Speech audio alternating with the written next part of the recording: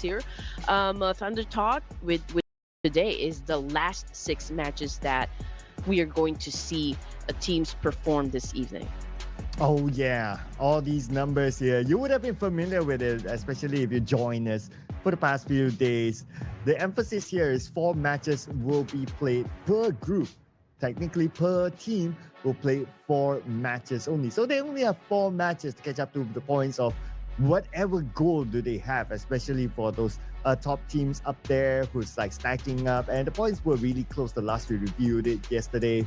So today will be the opportunity for the climb up. And for the teams on the other end, of course, you don't want to be the last team. You don't want to be the team at the dreaded number 24 at the end of everyone else. You want to at least be somewhere not 24. Yes. I do wonder though if we'll experience or at least witness some resurgence happen, coming from the PL teams. I mean, yesterday was Kiamba that kind of made an explosive performance in Miramar, if I'm not mistaken, and that was great. I did enjoy them getting a WWCD, and like what we always say, it's been a long time coming. It's a great thing that on during the third day of the grand finals they were able to score a WWCD. But you already mentioned this a while ago. MVP title right now, currently, is Sky of Hora Esports, putting up a total of 33 elimination points and 5,396 damage output. Oh yeah, I mean he performed really well yesterday, right? Especially during one of the Irango matches where they scored the chicken dinner against NS Red Force and they scored it for themselves. So for Sky, he was one of the key performers during that run and also many rounds alongside with it. That's why he's the current MVP, leading the chart. And the road to MVP win didn't really had a good showing yesterday. He did have a good showing the day before, but because of quite a silent day that the Team Flash had in general, a win drops to number 2 as of now. And then we also have Rebel from Alpha 7 at number 3, followed by Alter Ego Badru number 4, and then we have Nugget from RRQ Rio at number 5. Now, if we were to zoom in onto the numbers, the gap between Sky, Win, and also Rebel, when it comes to average eliminations, is quite far as compared to Badru and Nugget. Oh yeah, but also I think we need to bring back the heat that Doc was able to pull off in Miramar yesterday when he defeated 3 players from NS Red Force single-handedly. I mean, that was the best highlight that I've seen happen yesterday. But also, okay, we need to give the spotlight to the overall fraggers as well. I do wonder if Win will be in the mood right now to reclaim his top spot from Hora Sky. Ooh, I mean, if he wants to reclaim, then based on the eliminations, he's only one behind Sky, so still very doable. Rebel not too far away too. 4 eliminations behind Sky, and then you have a bit of a gap between the top 3 here as compared to Badru and also Nugget, even if we zoom into the eliminations department. Now, what's interesting is that Sky 33 eliminations, but the amount of damage output is not too far away from number 2 and number 3. Now, when it comes to what matters here is, of course, the overall points. Aura Esports right now, 128 points, and behind them by 8 points is going to be Alpha 7, so that's not too far. And then we have Team Flash with 104 points. They had a bit of a quiet day yesterday, but still able to maintain in the top 3. Oh yes. So I do wonder if Alpha 7 is going to dominate the lobby later on, because these are the final 6 matches, ladies and gents, and technically the teams that we see on the screen today are going to play a total of just 4, right? Because it's a round robin format. But I'm already excited. Honestly, I just want even like a sneak peek of what those teams, especially on the bottom half section of the leaderboard, can bring something for us today. I'm not asking for a chicken dinner, but at least some aggression, some teeth, to sink into the matches today. Hmm. Yeah, we'd like to definitely see that, right? It's going to be the last day anyway, so might as well just go all out for it. Especially for those teams not on page number one, page number two here. And the Red Force did have a decent showing yesterday, but because of the level of inconsistency, they are still at page number two, but they are not too far away from knocking on the door of getting on page number one. So we can expect NS Red Force to put on a good show here today to be in page number one at least. And who knows, they would come up with a Who knows? surprise if they are able to come up with multiple chicken dinners to be at the top. Exactly. I mean, we already know that it is not impossible for any of the teams here to score a back-to-back winner-winner chicken dinner. And again, I'm just looking forward to all the stories that will unravel for us this evening. I've been looking forward since this morning, and I'm already excited because I know all of these teams will be packing heat. Since we're playing the last six matches of the Ruthless Invitational Showdown. Now, checking the teams that are part of the third page, Sim9. Okay, yesterday had quite a great run as well. Hence, moving up two ranks here. Thunder Talk, we did discuss this just moments ago, moving up two ranks as well. But I do wonder, since Sem9 and Thunder Talk Gaming had an explosive event in some of the matches yesterday, I do wonder if they can carry over the same tenacity back for today's matches. Yep, if especially they don't want to be rooted onto page number three.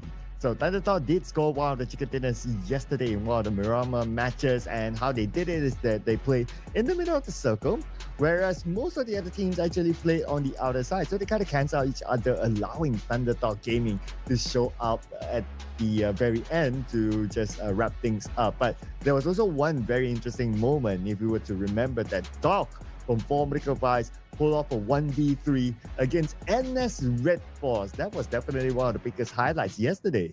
Oh yeah. That's yeah, I've been browsing, all of the posts from my feed, and everyone kind of posted about that exchange with Ennis Red Force, and Doc was just really flexing his muscle there. I mean, nobody knew that he could pull it off, but we've always known that Doc has been one of the best fraggers, one of the best players in the competitive scene. So, again, this is an off-season tournament, but with the kind of play that we saw yesterday from Doc, I mean, it's really a great thing to witness once they stepped into the official tournaments. But should we be focusing our attention to the top 10 teams that we have so far in the leaderboard? Because man, I mean, Horror Esports, they worked so hard, at the get-go.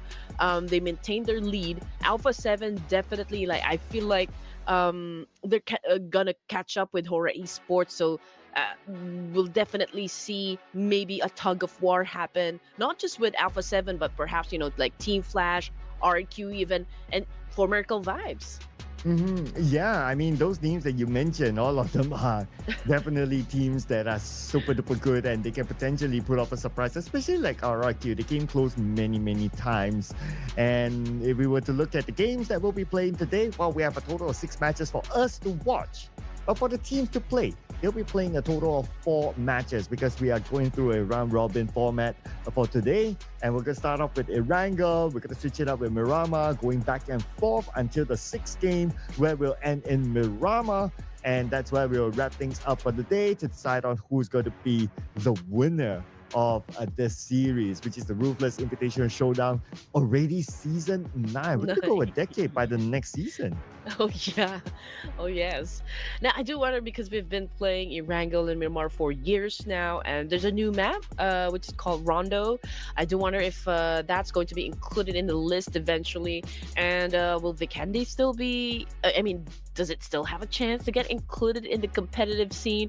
I also kind of miss, playing in Sandhog, because it was. I mean, it is always a fast-paced game. It's good for like a warm-up session, before we really begin our matches. But anyway, talking about the matches, these are the teams that will be playing, divided in 3 groups. So groups A to C here. And the first matchup, of course, will happen between Group A versus Group B in Erangel.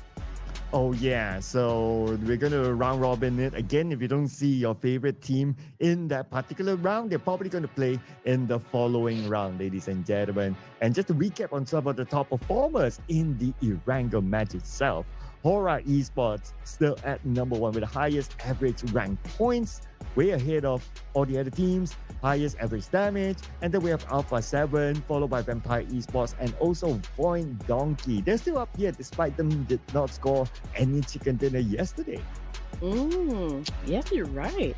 So if we're gonna be like basing our prediction just on the numbers here, the most logical choice would be Horror Esports since the average rank points is at 5.67, really the highest so far from all the three teams included in the list here as top Erangel performers. So again, the choice would be Horror Esports, but we don't know like the moment that they step into Erangel later on for our first match, if um, they're that eager, or maybe if they are also going to be favored by, of course, Loki, aka the Circle, the god of mischief. Yeah.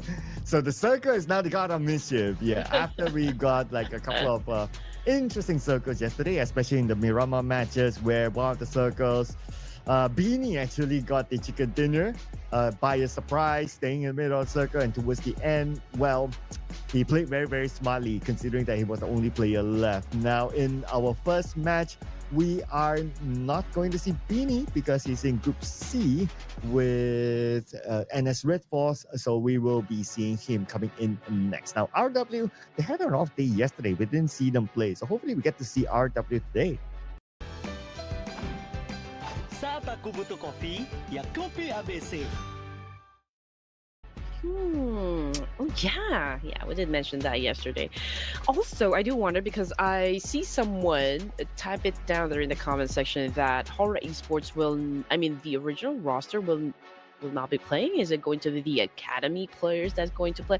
We don't know. I haven't seen the lineup just yet, but again, we always open up with a prediction, of course, before we start our matches, and I'm gonna lock it in as early as now. You know me. Purple Heart. Let's go, Purple Heart. Ouch. Okay. Put it in first. Okay, put it in first. All right. Our turns will come. Our turns will come. We're going to get the prediction up really, really soon now. I had it in my mind already. But I will wait for the producer to pull it up. The producer will put out result. Okay. Here we go. I will put it. Let's see. Alpha 7.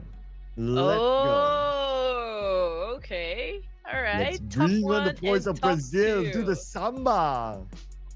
Understandable. Okay, I get why you went for Alpha 7. It's kind of a push and pull thing with Horror Esports and Alpha 7. And again, today's matches will make all the difference. Tonight, we're going to find out just who will win, the Ruthless Invitational Showdown for Season 9. And I really cannot wait, to be honest. I just really want to dive into our match and just see whether or not Horror Esports can defend their top spot. Production, I'm gonna lock in Horror Esports, Purple Hearts. Let's go. And I think it's your chance to pick your team now, Prod. Who are you going for? I think Prod is going to go for Formrical vibes. Am I right? Let's see. Oh, Yeah, there you go. okay. There you go. Very safe choice, not gonna lie. We're playing with the big boys now. Okay, let's go. How about you, ladies and gents? Of course, we would want you to join us in this little conversation that we're having. We want to know your pick as well and why you think your team is going to win the first Erangel here. And also, please don't forget to hit that sub button to Ruthless Hype Esports YouTube channel so that you don't miss on any of the action that will be happening inside the community. And while you guys are at it, and if you guys are enjoying our commentary, don't forget to shower us, like love and support as well, and follow us on our social media platforms. It's very clear. Our names are just down below, very easy, right there. The spelling is right. Sir Cloud MY and Red Queen Andy. You can follow us on our Instagram. Watch as Sir Cloud saves all of the fur babies in Malaysia. Wow. That's like a big statement, right? Like all of them, right? How I wish, how I wish I have such superpowers to be able to do that. But everyone has their own superpower. If you're able to do your part and everyone does their part, do the right thing in the world will be a better place. Of PSA. course. Okay. Yeah. Someone remembered me. Yeah. So what? Someone what leaves your number with you? How did that go again?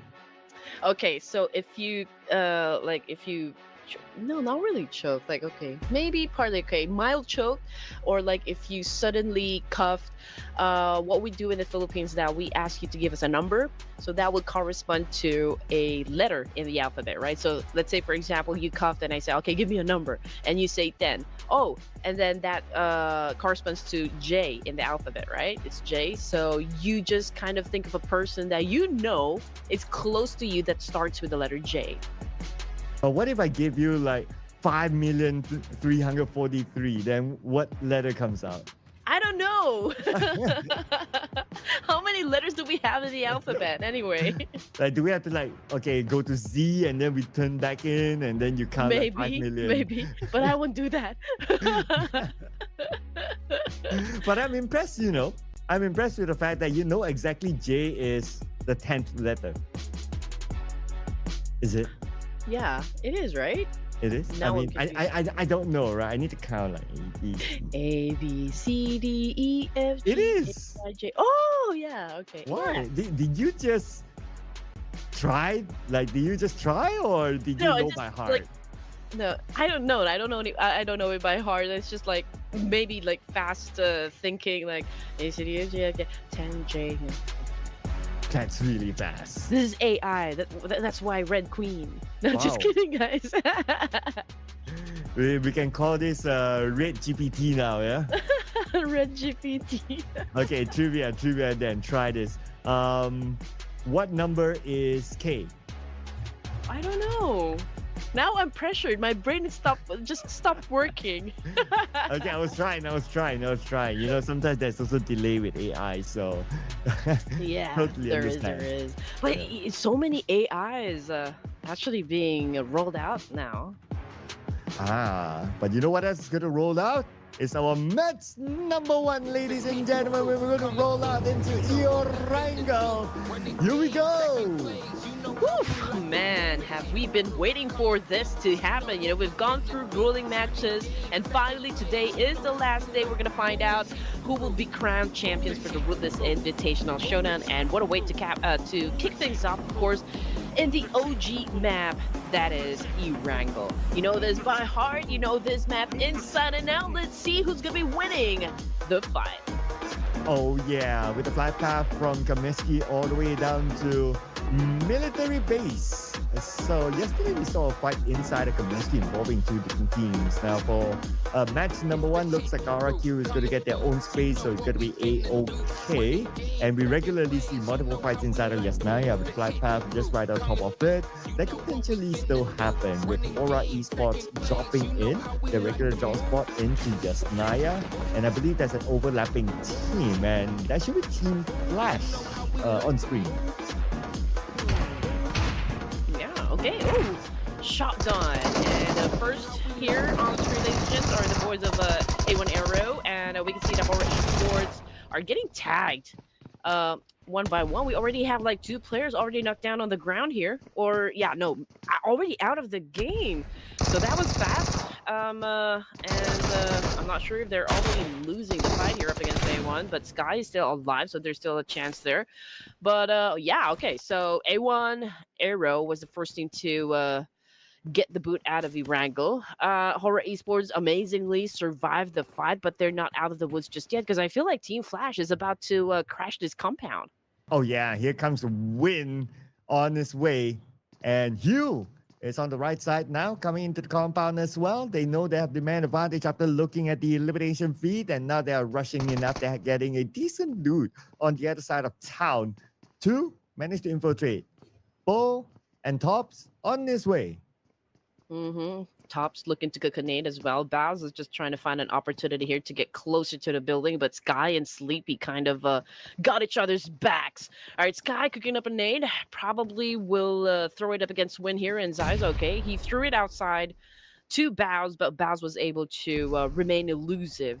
Okay, here goes the second one. Bows again was able to dodge it, and now Win and Juice from the ground floor to the second floor is trying slowly to climb up the stairs here, but Sleepy is prepared with a shotgun. Down goes Win. And now let's see what Juice or you is doing in the situation. Now Sleepy trying to dodge the attack, while you is actually just trying to buy some time here and waiting for Bows. Oh, and the starman of Team Flash Win just got eliminated thanks to Sleepy, and now Sky is down too. So Sleepy has to pull off this clutch against the other three members of Team Flash. Top is coming in, cooking up his own name, but he's on the other side of the building anyway. Zeus, okay. Gunned down by Sleepy. 2 more to go. Yeah, okay, here we go, Sleepy. Already getting picked up here. You are not about ready to go to Dreamland. That is what probably Sky is saying at the moment. But Tops right now so eagerly trying to climb up the stairs here. Okay, Sleepy still trying to buy some time here. They would want to do a reset. Okay. Oh, parkour action coming from Hora. Tops now was not Tops, it's Bow that was shut down, and great effort right now showing by Hora Esports winning that fight. They eliminated not just one team but two. Oh, Sleepy is definitely not sleeping. He's the one putting Team Flash to sleep. These two players technically eliminated 2 teams back to back. A1 and also Team Flash. Wow, what a showing by Hora Esports. They definitely don't want to let that #1 spot go to the hands of Alpha 7. Yeah, 7 elimination points right off the bat. That is a lot, super aggro gameplay coming from Hora Esports. I just hope that we can see them really get through up until the latter stages of the game here. I mean, it could be difficult to pull off some more clashes to happen inside the game since they're down to just 2 of their players. But then again, it's we do expect that all of the matches that will happen for this evening to be chaotic since teams are going to play hardcore. We're about to crown the champion for the Release Invitational, and so we do expect a lot of action, heavy action, to happen tonight. Yeah, and heavy action started in Yasnaya. Now Hora Esports, though they lost 2 players, but I mean, as a start, like 7 elimination points, that is really, really good. Obviously, the closest contender, Alpha 7, is playing together with them in the same group, and they have not collected any points yet. So they'll be looking at the elimination feed, telling themselves like, hey, you know what? Now there's a bit of a gap between the two, and the gap will be extended with the fact that 7 elimination points fall into the hands of Hora Esports. So great work by Hora Esports again. And also to add on as a bonus, Sky, he survived thanks to Sleepy, and he can still be en route to be the MVP of the tournament. Oh, yeah. It's definitely a strong start for the side of Hora Esports. As for Team Flash, I think that was a major boo-boo right there.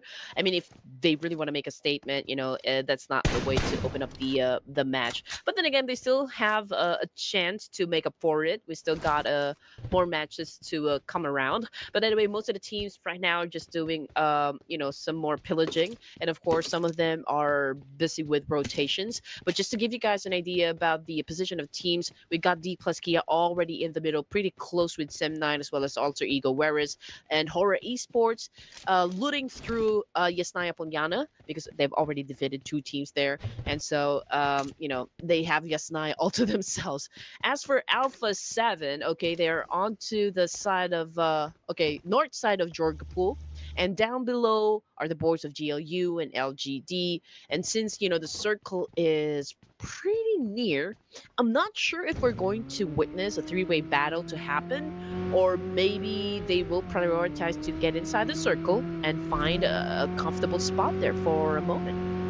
Yeah, I guess it depends on the team strategy, right? Whether they want to go around and look for elimination points, because it's the last 4 games anyway for all these teams, and also You want to pick up the pace depending on what sort of position you're at in the overall charts, and you want that sexy moment as well captured on screen before we wrap up this tournament. And they look for obviously to their next respective tournaments, whatever it is. Maybe it could be the PMGO, especially for the Xavier, or maybe it's the next season of the PMSL. So there are a lot more PUBG Mobile tournaments to come where we will feature all these amazing teams, obviously. And in this tournament, I'm also looking at what's the current lineup for all these teams, right?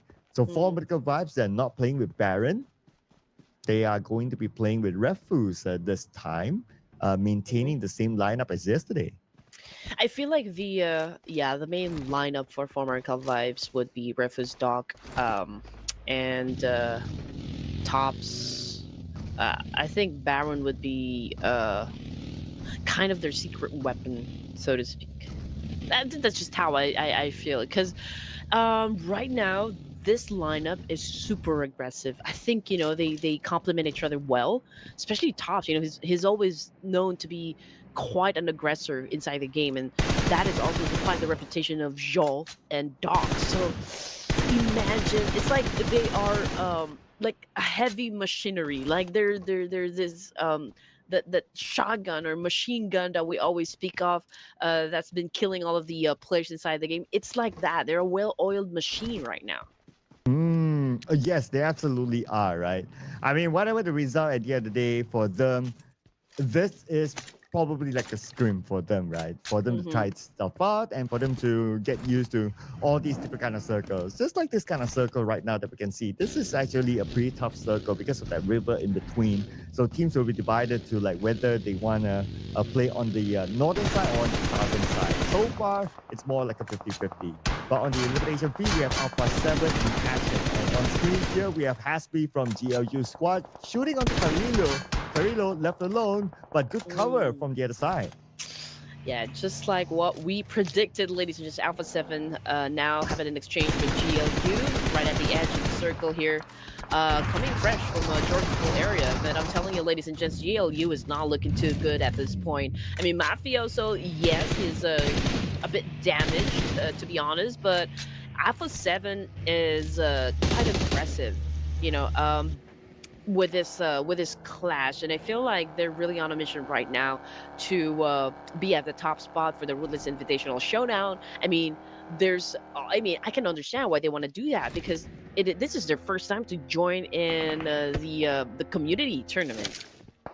Yeah, they want to stamp their dominance and make a good entry, right, into the Mm. Ruthless Hype Esports series. So, so far they're doing well. I mean, second place so far and still in the running to catch the number one team. And can you imagine like just making your debut in the Ruthless Hype Esports series and you are already the champion? That will be a big statement to Alpha 7 for the Mm. upcoming, maybe, Clash of Giants. Yeah, pretty much just like what happened with D plus Key. I mean, it was their debut during the PMGC, and yet they won the fight. So I do understand the hype from D plus Kia, but I also do understand that there is a need for them to kind of defend their title as well, just because it's.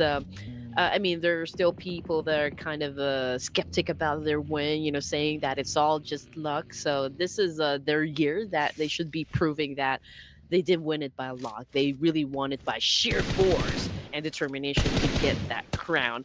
And looking at Sem9 here, ladies and gents, Mika is on the rooftop here. He's trying to go after someone. We just saw him do a massive spray across the field. Just like what true though, Sir Cloud. I mean, who is he shooting at? Hmm, I wonder as well. Okay, probably later we'll get a good clear view of who his opponent is. But for now, we have still like the teams divided between the north and the south. And in about 10 more seconds, we'll probably get an idea of where the majority of the circle will go, or it will still be a 50-50. That could be a possibility as well. Okay, this is where keep your eye on the circle. Teams are quite well spread out. Hmm. And it's still a 50-50. Oh man, this is hard.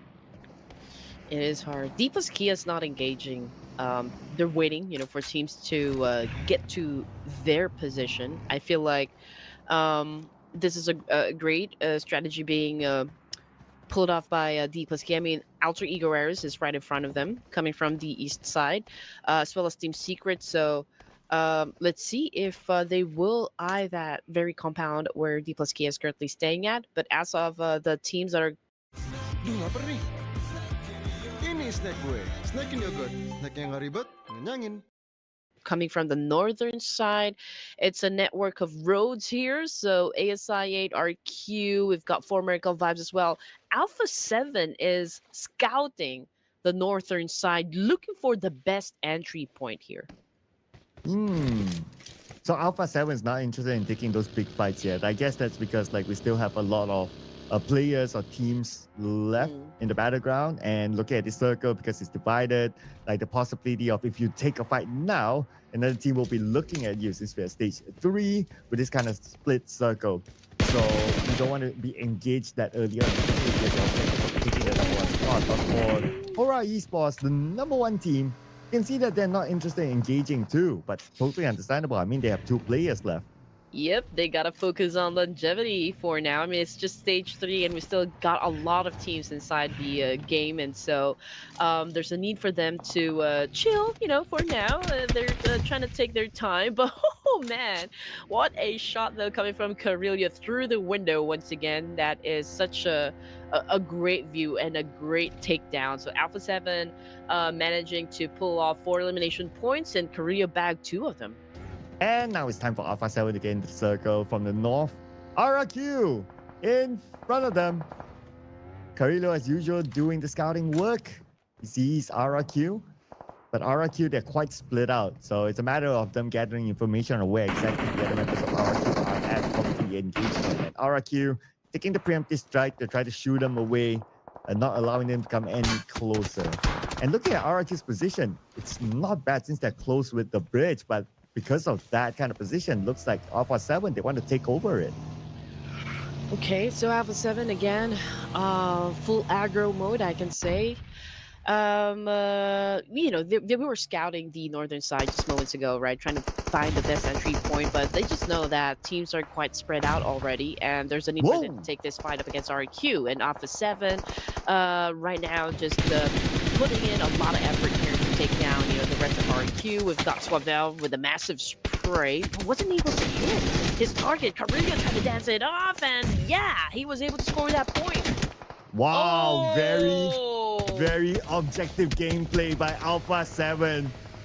They see one, they take out one. They focus on the one player after one player. They shift their focus on another, and that's how they took out RRQ. And RRQ, just in the blink of an eye, eliminated as we shift forward to LGD. Genba, looks like it's going to be their turn to lose another player. High-paced gaming coming from the side of Alpha 7, and if they can get the full team during the last few zones here, it will be such a huge advantage. LGD going up against Tiamba at the moment. Tiamba low in HP, now they go down. LGD definitely will be taking the point here. But Tiamba got shut down by LNGS. Yeah, as LGD, they score 2 elimination points, but they need to revive 2 of their teammates at the same time. Now Femna is going to come in as well. A full off to the hands of Mika. Mika gets another one, 2 back-to-back by Mika, eliminating LGD. That was fast. That was fast. Dion already out of the game. Anyway, Sem9, Mika over here cooking up. We still got M2 to defend the team. Let's see how long he can last in this situation. Byron trying to get another angle here while Yuhai trying to get close to the situation, trying to check, okay, where is this guy hiding? Well, you can hide, but you cannot run. But that might be said to LGD now, because sometimes they're moving, but they're moving away instead, focusing on getting into the circle. As for MVM2, the final player for LGD, he spots a Team Secret on the other side, but now his mission is to get into the circle. Team Secret made their move first, so now they can gatekeep him from coming in. GK, okay. He's trying to get information for now. For Team Secret, it's information gameplay, at least for now. Obviously, Horror Esports is right in front of Aura. And I think that this is such a great spot for D plus Kia. There's a, where Horror Esports is currently staying at, it's a road, right? It's a kind of a bridge over to a river there. So it's kind of a choke point. So it'll be easy for D plus Kia to eliminate everyone that would be headed towards them because everyone will be just lining up. Hmm. So D plus Kia, we'll be seeing them in action later, I guess. But in action right now is the elimination feed. Alter Ego against Formidable Vibes. Refus knocked down by Mr. BX666, whoever he is. It looks like he's using a celebrating photo. But anyway, what Drew comes in, one of the players on the road to MVP. He gets to shut down Doc, Mr. Clutchman yesterday. Oh man, okay. Alter Ego BX6 already went down. Tops right now. Just put down another play coming from Alter Ego Ares. And again, Alter Ego Ares playing with just 2 active members. And Pablo's still alive, but I think he will be backing out of this situation. Squash Boo heard the gunshots.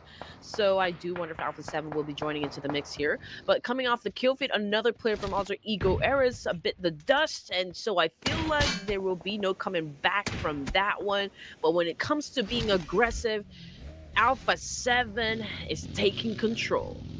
Yes, they have the northern side, but they do have annoying neighbors. ASI8 beside them, and they have to cross the bridge. Now, underneath the bridge is the 2 players of Hora Esports.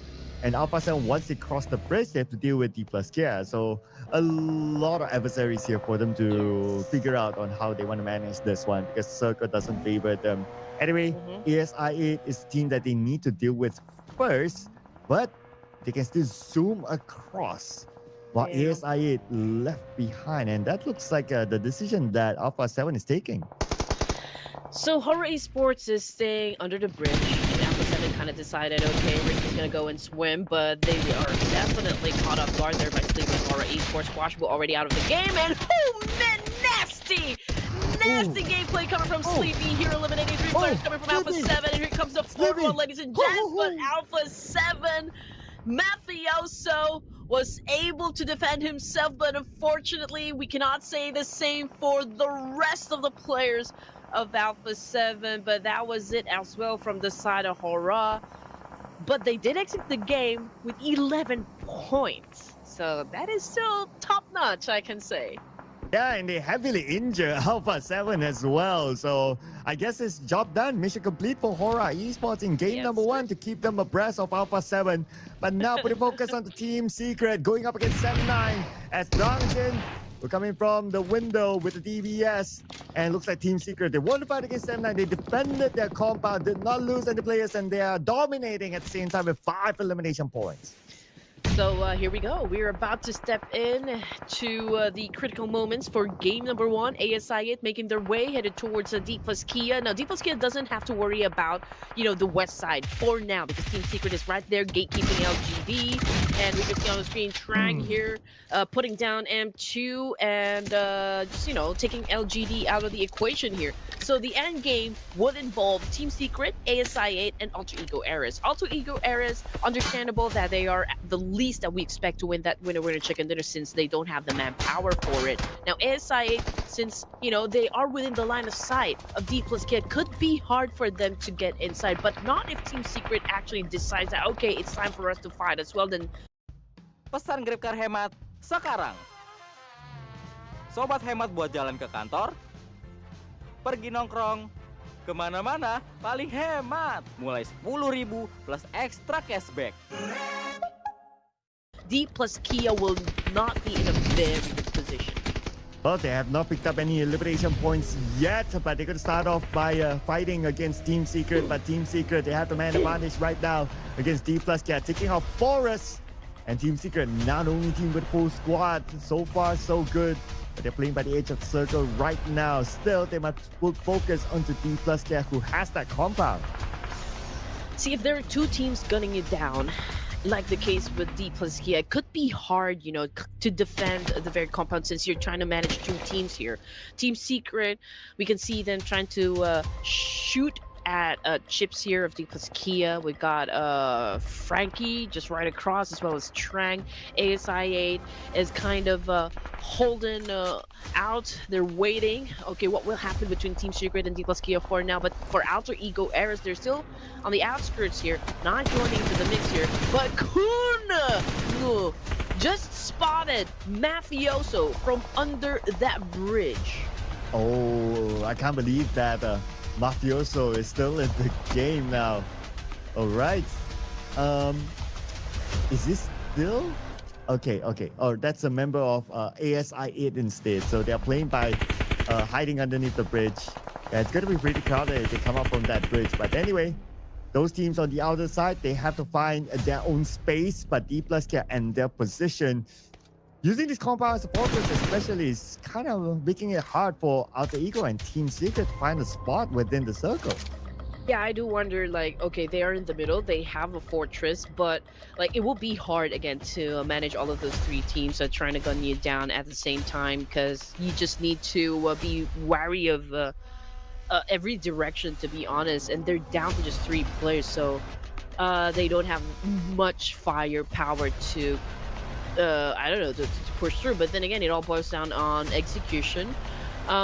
Team Secret, again, they're winning it out, but Alter Ego, they don't have anywhere else to go, so I do understand why they would want to just crash this compound instead. I mean, high risk, high reward. Well, looks like they went for the risky move where Pablo got gunned down. Now it's going to be Badru. Badru with jump shot. Badru gets Osal, but got fired by the side by Team Secret, who indirectly helped D plus, yeah? And now it's Team Secret moving in to claim their taxes. Yep, and that was probably the cue for Team Secret to kind of get close to D plus Kia. Alter Ego Eras paved the way for both of these teams to get close to each other. Now we can see that Team Secret is sandwiched in between ASI8 and D plus Kia, but I'm pretty sure that D plus Kia and Team Secret then will have quite a nade exchange. But ASI8, I feel like it's going to be hard for them to move forward since it's an open space for them and might be easy for Team Secret to just, like, to shoot them down. And the fact that Team Secret is sharing the same compound right now, that will allow them a CQC. Perhaps later on, they're not in the rush because they are even more in the middle side of the circle. So this is a great position taken by Team Secret. Now, we're coming into space number 7 in about 30 more seconds, and the team that needs to move for sure is going to be ASI8. Yep. Otherwise, they're going to run out of space here. Okay, so we're interested in what kind of maneuver ASI can pull off in this situation. Of course, I mean, it's going to be tricky. It's gonna be a hard one since it's an open space. They don't have that much cover, and they don't have their vehicles with them, so it's really going to be tough. Team Secret, however, it's going to be a split as well. At least 2 of the members of Team Secret should be taking care of business dealing with D plus Kia. As we can see, Frankie, I believe he's the contingency plan. If, like, whatever happened with Team Secret there, if they get attacked or annihilated by D plus Kia, I mean, there's still one player outside of the zone, but I think they changed their mind since ASI is kind of getting aggressive and deciding that it's time for them to get closer, I guess. They must right now. They must. Because the next stage of the circle will be super crucial, right? Imagine the stage 8 circle, like the circle goes all the way outside, out in the open. That's where everybody will need to face off with each other. Right now, you still have a little bit of space, but when that happens, you don't want to have 2 other teams beside you. You want to have at least a 1 team versus 1 team. That will give you a better chance. I think all of these 3 teams are kind of waiting it out. You know, the most logical way to do is just really to wait it out. I do wonder where the God of Mischief is going to land next. I mean, you're right. If it lands in the open space, oh man, that would be pandemonium. But very catastrophic though for the side of, I guess, D plus Kia. Yeah, and D plus Kia, with the least amount of players, that's definitely not going to help their cause. So they're definitely hoping that Circle does favor them and they still retain this compound since they are playing on a handicap right now. So now it's a matter of like both sides just keeping an eye onto each other. At most, if they're able to land a nade, get a knock, then they can rush. That's exactly what Osa is probably thinking right now. But if Mhm. not, then, well, it's 30 more seconds anyway. You might as well hold and see where the God of Mischief will lead them to. 2 nades left for Oso.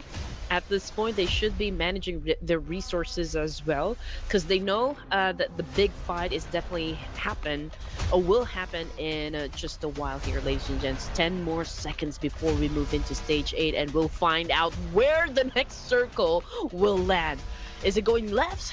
Is it going south? Is it going north? Or is it going... Oh, you predicted it right, Sir Cloud. It had favored the open space. And D plus Kia is in a world of trouble here. Oh, here we go. This is what we want to see. No compound circle goes out into the open when you have the 3 different teams still in the game. And now Fabian comes in, pops his smoke, and he will lead the charge. The IGL himself will do the scouting work, will do the dirty work. But here comes ASI82. Baby managed to reach this compound, but the compound's not really valuable. But let's see if Baby can actually surprise them while they exit out into the open. Baru Sutra 003, super tipis, serasa nggak pakai. Honestly, ASI8 has the biggest chance to win the chicken dinner because of the fact that Team Secret and D plus Kia going at it already. So whoever wins the fight will then have to deal with ASI8. But definitely, since this clash is already happening, they're already wounded, they're already damaged, and it will be easy for the boys of ASI8 to just get the job done. And so the clash is already happening right in front of our eyes here. Frankie just took a nade to the face. Kungo is still currently knocked down. Fabian just been hit, but they're still alive and about to respond with a nade himself.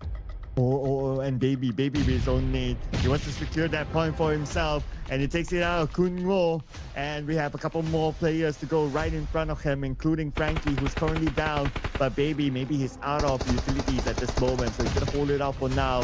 While Trang is between 2 different teams. GK on his own in the building, up against D plus Kia. And here comes Osal. You see GK, and GK eliminated. To be honest, that was a bold move coming from Baby. I mean, yeah, I do understand that high risk, high reward kind of is Baby's thing, but yeah, it's paying off right at this moment. ASI versus equals Kia. Baby cooking up a nade here. We'll try to flush them out. Chips is holding on to his DBS while Fabian is cooking a nade of his own. Now, Baby just pulled out his M416. We got Casanova on prone here, UZM right behind that special crate. And now the fight is about to happen. Chips, that broken down wall.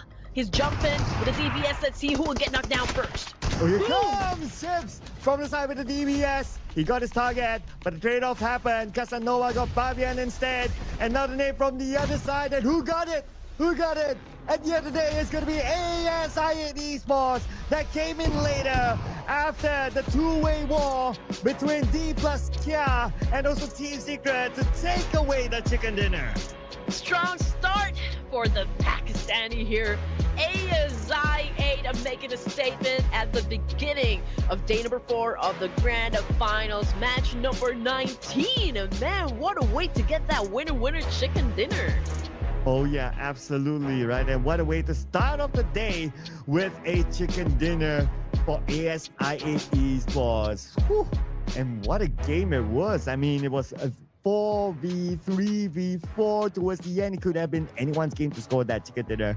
And for ASI Esports in this round, they take home 7 elimination points, 17 points altogether collected by ASI Esports. To be honest, they didn't even had to like join into the mix just yet when Team Secret and D plus Kia were having a fight. But you know, like Baby wanted to add more pressure on both of the teams. He dipped in, you know, joined into the mix there, and it was perfect, you know, perfect execution, I can say. I did mention that it was a bold move coming from Crypto, and ASI8 a deserving win for game number 1. I mean, all they needed to do was just wait for Team Secret or like D plus Kia to come out of that compound, but just like maybe felt like, okay, I think we're gonna win this. It's ours. Game number one is ours, and ASI 8 Yeah, and you don't eventually want to got the miss out on WWCD. yeah, and you don't want to miss out on the opportunity to gain those elimination points at the same time, right? So you might as well take your chance. And with that, they are now the top team to watch. But of course, so let's not forget about Team Secret, Alpha 7, and Hora Esports. Wow. Although a fairly mid elimination, but still Hora Esports and Alpha 7, both of them able to make it into the teams to watch. What surprises me is that D Plus Gear is actually not here. Yeah, because I feel like they stayed in the middle of the map at the get-go, and they weren't able to really score a lot of points for this round. And it's hard when you're already in the middle because everyone will try to gun you down since they're headed towards that same direction. And D plus Kia from the beginning, that compound was always in the middle of the circle, and they weren't able to collect as much points as they could. I mean, that's just like my theory, or like what I think happened. But as for Hora and Alpha 7, both of these guys are still having a tug of war in terms of like who gets to be or who gets to seat at the top spot. Well, a tug of war between Kungo and Trangsin as well on who gets to be shown the head-to-head. Both from the same team, so eliminations that was gathered, like they collected all together as a team. 4 for Kungo and Trangsin with 3 damage output. Looks more towards Kungo. Assists, pretty much the same team contribution. Of course, Kungo with more eliminations and also more damage that gave him a little bit more team contribution as compared to Trangsin. But of course, since they're from the same team, then you gotta appreciate the fact that they collected the points together. Mhm. But Sleepy at the very beginning, if not because of his heroics, Hora Esports would have been out way earlier. Yeah, that was a nice clutch coming from Sleepy right under the bridge there. He definitely caught Alpha 7 off guard. They weren't really expecting that someone would, like someone is actually staying under the bridge. And Sleepy was just right at the right moment, right time. And Alpha 7 kind of relaxed during that point because probably they were thinking, okay, we're just about to cross the river here and we shouldn't be worrying about any teams that will be coming up from behind. So that was such a great push, coming from Sleepy Horror. And you're right, if it wasn't for Sleepy, I think Alpha 7 would have gone through this game, dethroning them from the top spot. Yeah, and besides Sleepy, we got to give it to Kungu as well as one of the top performers and all the other players. But when it comes to the points collected, ASI 8 with 7 eliminations, so they score a total of 70 points. Followed by Team Secret with 9 eliminations, 14 points collected. Alpha 7, 12 points. And the fact that Hora Esports, and thanks to Sleepy as well, they scored a total of 10 eliminations, the highest so far in this round. When it comes to the eliminations department, bringing them up to 11 points. So the gap between themselves and Alpha 7 in this round is only 1 point. Hence, for sure, Hora Esports will still retain their number 1 spot. Definitely. And as for Team Flash, man, it wasn't a good start for them. I feel like there's a need for them to make up for those lost points in the next round. I'm just not sure though if they're going to be playing for the Miramar match later on for the second game, but we'll find out in just a while. 160 throwables used in the game. Okay, this is basic. 3 airdrops looted. And as for the longest elimination distance, that was set up by Revo of Alpha 7, 338 meters in total. Yeah, we're definitely not going to get the 200 now for sure, especially with the remaining games left and how they're all playing. But what's sure is that after getting the chicken dinner, ASI 8, wow, welcome to the podium spot right now at number 3, 106 points. So they are behind Hora Esports by 33 points. With 3 more games to go, it could still happen for them.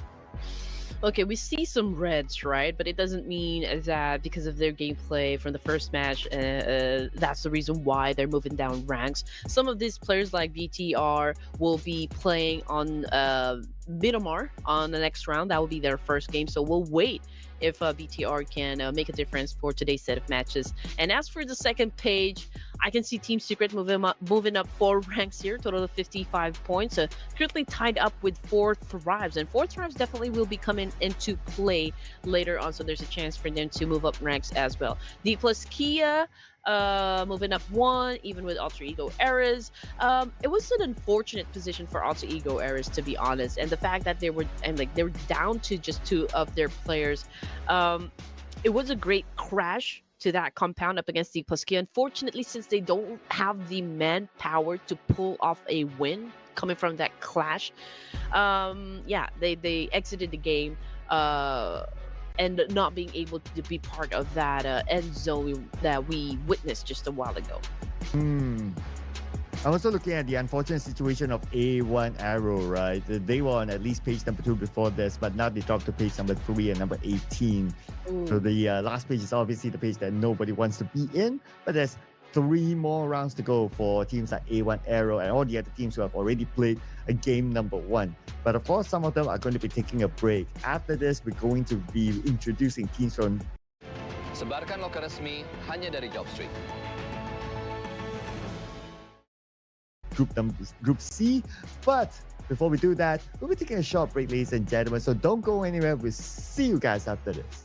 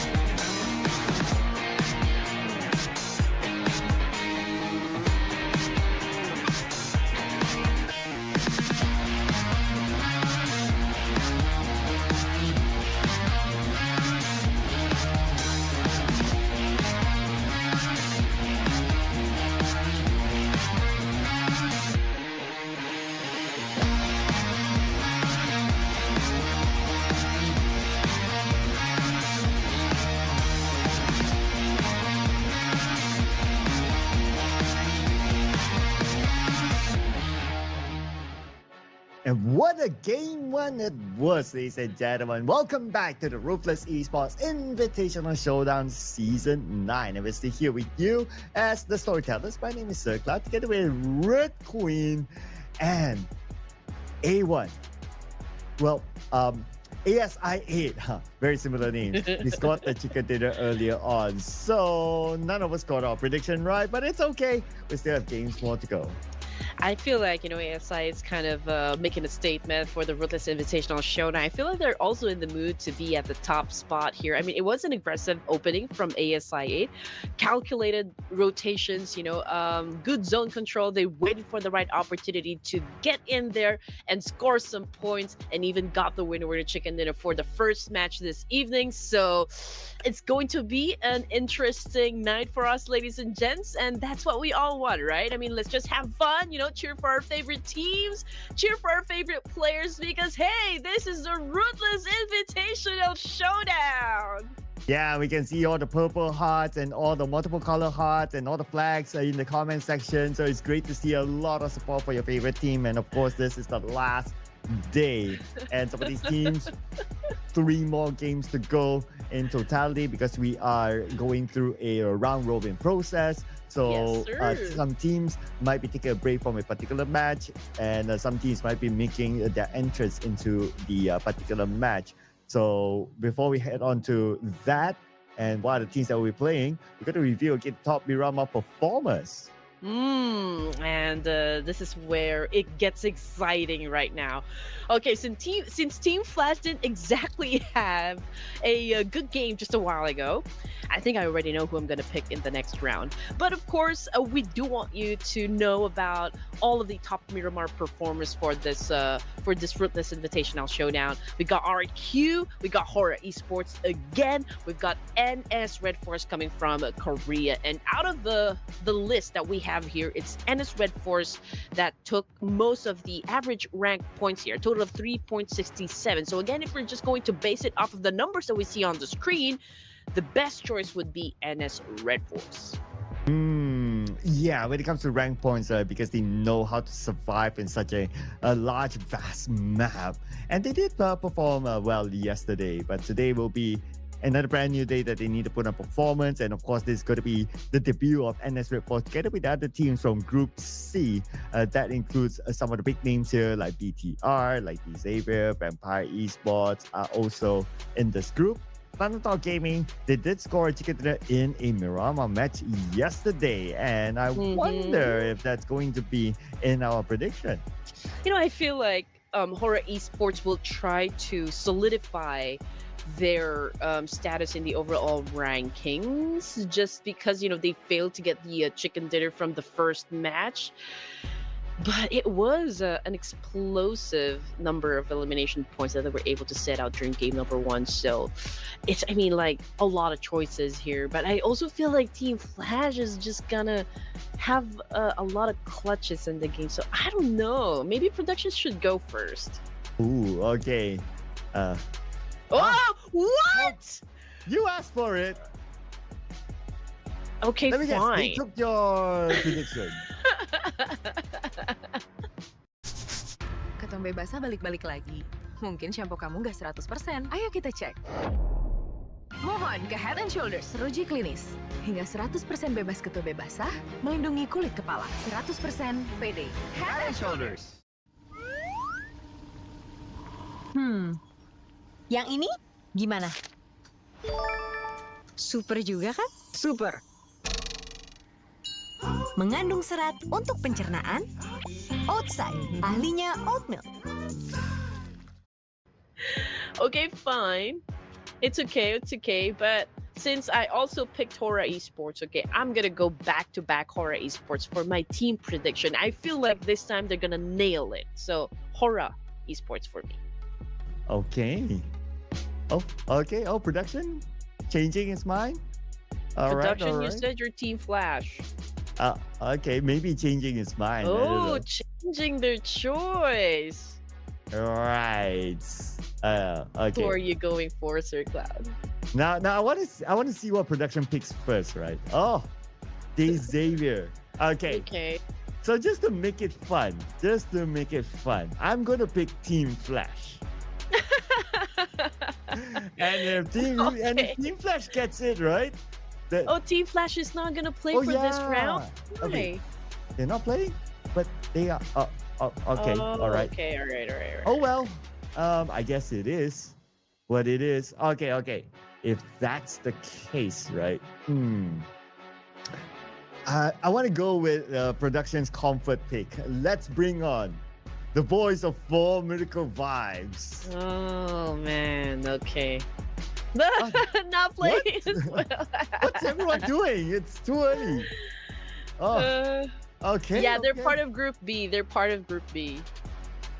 Oh, yeah. Okay, okay. All right. That's right. That's right. Okay. We gotta save that for later then. So, let's bring on like some of the debut teams, right? I would like to bring on Nongshim Red Force. Let's go. And it's Red Force. Yep, okay. All right. It's 1, 2, and 2 for the casters and the production. Okay. All right. So again, if you want a piece of this action as well, let us know which team you think is gonna get the winner chicken dinner for this round. And I don't know, just spam the comment section. I guess so far, all I can see are fans of Horror Esports and Alpha 7 Esports. So where are the other fandoms? Come on, let's go make some noise for your teams. Yeah, we're the bigger troopers. Come on, your team is playing in this round. They're making the debut today. So put it in the comments. Come on, come on. Let's have a friendly show of love for your favorite team. And we get to see like which team has the most fans watching at this moment. So come on, guys. So put it in the comment section. We'd like to see your cheers in there. You know, every time I see those kind of cheers and the fans just go crazy in the comments, especially when their favorite team scores a chicken dinner. I can imagine like a whole stadium just rumbling with the fans just going wild. You know, we've been asking Ruthless Hype Esports to put out a LAN event, you know, for the tournament so that we can feel the crowd's energy when they cheer for their favorite team. You know, I kind of imagine it too. Yeah, you know, like all of this fandom, the moment that their team actually wins the fight and everyone just begins to shout and scream and cheer, that would be wonderful to see. Like, you know, it can be exhilarating. Oh yeah, and just blow the whole stadium apart, right? No, not literally, but yeah, figuratively that is. And based on the flight path, okay, since it's passing by Lost Learners, we have been seeing a lot of fights inside of Lost Learners. So I would expect to see a starting fight in the Lost Learners town itself. Now going there, of course, is going to be T Xavier. Common drop spot for them. Team Secret is heading there as well. So at least two teams overlapping each other. Impala, we did see an early fight yesterday too. And looking at the early drop, a GLU squad is overlapping another team as well. So potentially we might see another fight in Impala too. Oh, yeah, that is for sure. We'll definitely keep a close eye on those teams later on. And Los Leones is crowded. Team Secret, D Savior. And just look at the circle, Sir Cloud. It had gone down south. Oh man, 30% water here. We might see a Los Eagles finish. Bring us there. Bring us there. We don't always get to see that kind of circle. So come on. This is your chance. It is the final day anyway. So we'd like to see that kind of circle. Leave in the comment section if you want to see the circle. But right now, we're going to zoom in onto D plus Kia going up against GLU squad. And 2 plays for D plus Kia went down. Hexas knocked down as well. Fabian down. Man, this is super duper fast. Now it's only All-Star left on the other side. Oh man, Divas Kia not looking too good for this round. 3 of them already knocked down onto the ground here, so GLU definitely has a leverage over D plus Kia. But oh man, a shotgun to the face! Oh, that was brutally done. But also here of D plus Kia, but it's pretty low in HP, so I don't know how long it's gonna last since GLU is about to get him. We got Happy with a Tommy gun about to enter the room here, and there you go, end of the line for also and the rest of D plus Kia, first team to get booted out. And coming off the kill feed, I feel like Sky and Horror Esports is in altercation as well. One bullet is all they need. One bullet is all they need. Okay. But Want to see what's happening on the other side. You mentioned about Sky in action, so we haven't seen a follow up on the elimination feed yet. But in Lost Learners, looks like D-Saber and Team Secret, a bit of a gentleman's agreement to take either half of Lost Learners. No third team here. So I guess both teams will focus on loot and to figure out whether they want to go all the way down to Lost Eagles or not. Of course, we're hoping for that circle to happen, though it's a very rare circle. But come on, Mr. Loki of the circle, grant us the wish. Yeah, bring mischief into the land of Miramar. That's what we want. Turn the waters to red. But anyway, that's so harsh, right? But anyway, with this kind of circle, I feel like LGD is coming into play as well. Inside Los Leones, where D Savior and Team Secret is holding out. And as for the teams that are up north, oh man, it's gonna be a bloody north, that is for sure. Vampire Esports just got in the safe zone. We've got Voin Donkey as well, just around the Chumasera area. Now, the kill feed, it hasn't really given us any confirmation whether or not Sky is no longer part of the game here, but I'm just trying to look for him, and he may be out of the game. Yeah, they're down to just 3 players here, so it's just Sleepy, Jiggle, and No Fear. As for BTR, they're right behind Vampire Esports, and right behind BTR are the boys of NS Red Force. So again, there's a lot of teams that will be coming from the northern side. So I feel like the edge of the circle, or the rim of that circle, will definitely experience a bloodbath. Hmm. And if the circle does go to Lost Eagles, then it's a tussle to get across. Like with the number of teams still traveling from the north, right, just to get into that one small island. Oh, that will be disastrous. We've already seen that happen last time. Maybe it was during the Clash of Giants where we witnessed a Los Higas finish, and it was really catastrophic. It was disastrous for a lot of teams, and we kind of want that kind of action back again. For the last day of the grand final. So hopefully, cross your fingers, ladies and gents. Let's hope for a Los Higas finish. Well, we'll find that out in about 3 more minutes, so that's going to be still quite a while till we reach that stage. But yeah, of course, we're all crossing our fingers right now.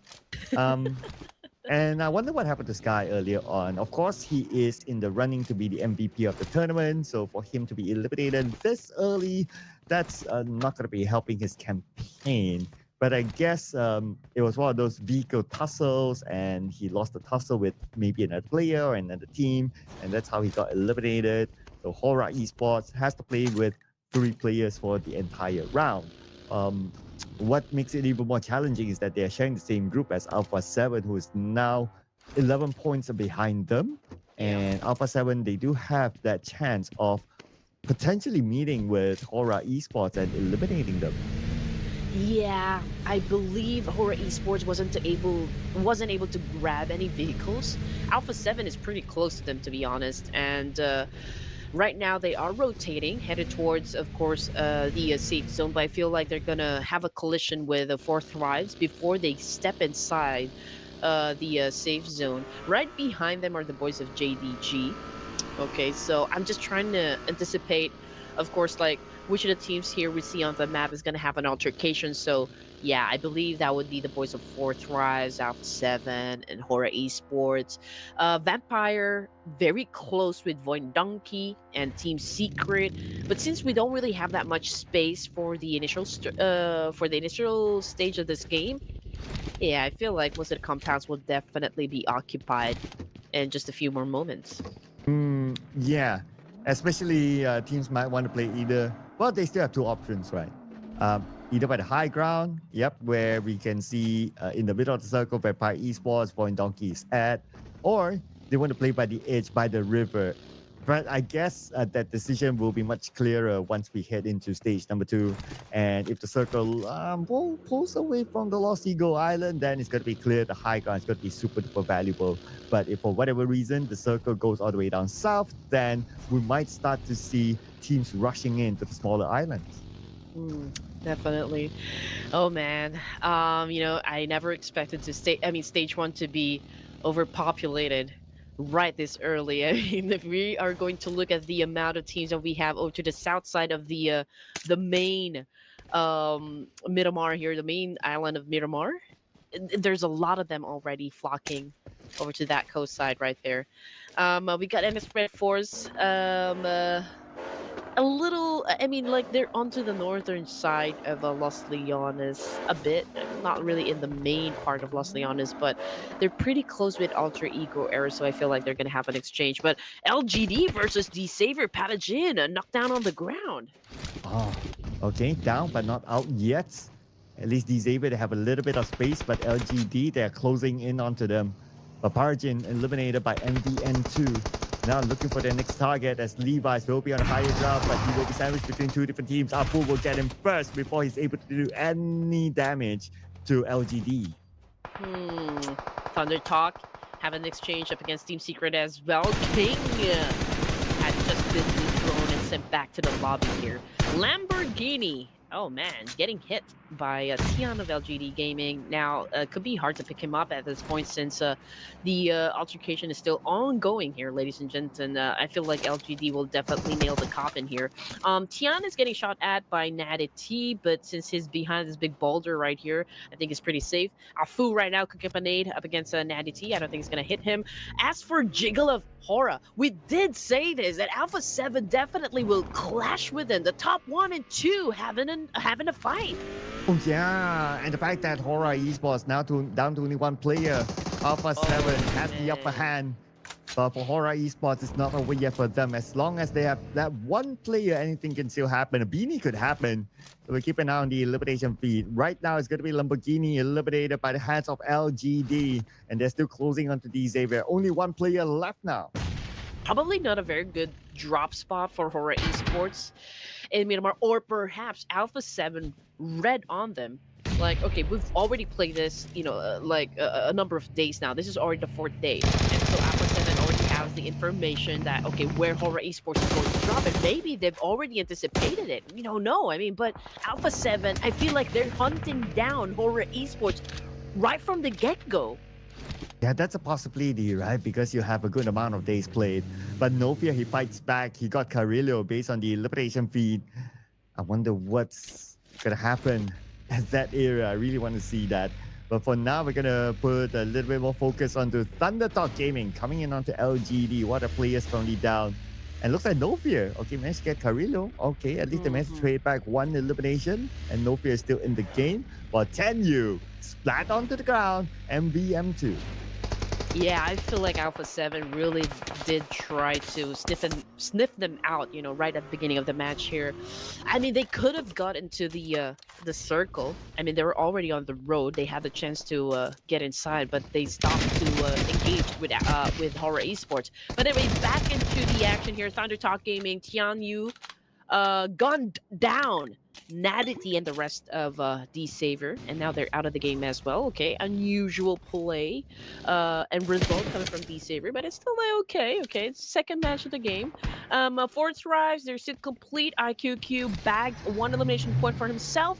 And I feel like they're about ready to head on to another location here. But if you guys are wondering where they are exactly, they are already right down there in the middle. And Alpha 7, after having an early engagement with Hora Esports, are now ready to step into the zone.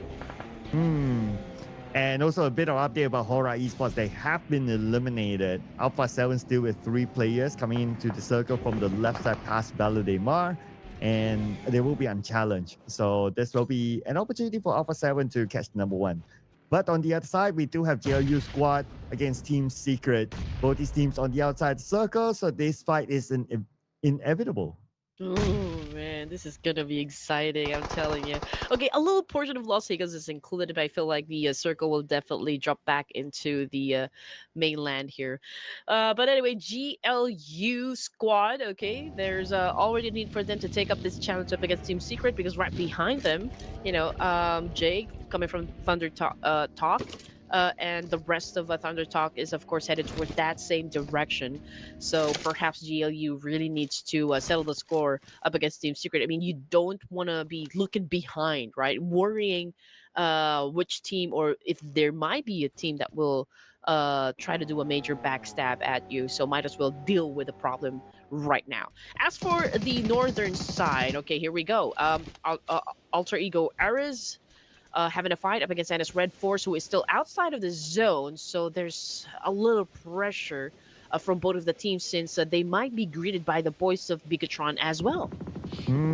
That will be interesting. BTR has been a little quiet yesterday, so today will be the day that they will be looking to gain those points. And BTR has always been that team that comes back into the tournament a bit later. So who knows, today could be their day. And this is their debut game for the final day, of course.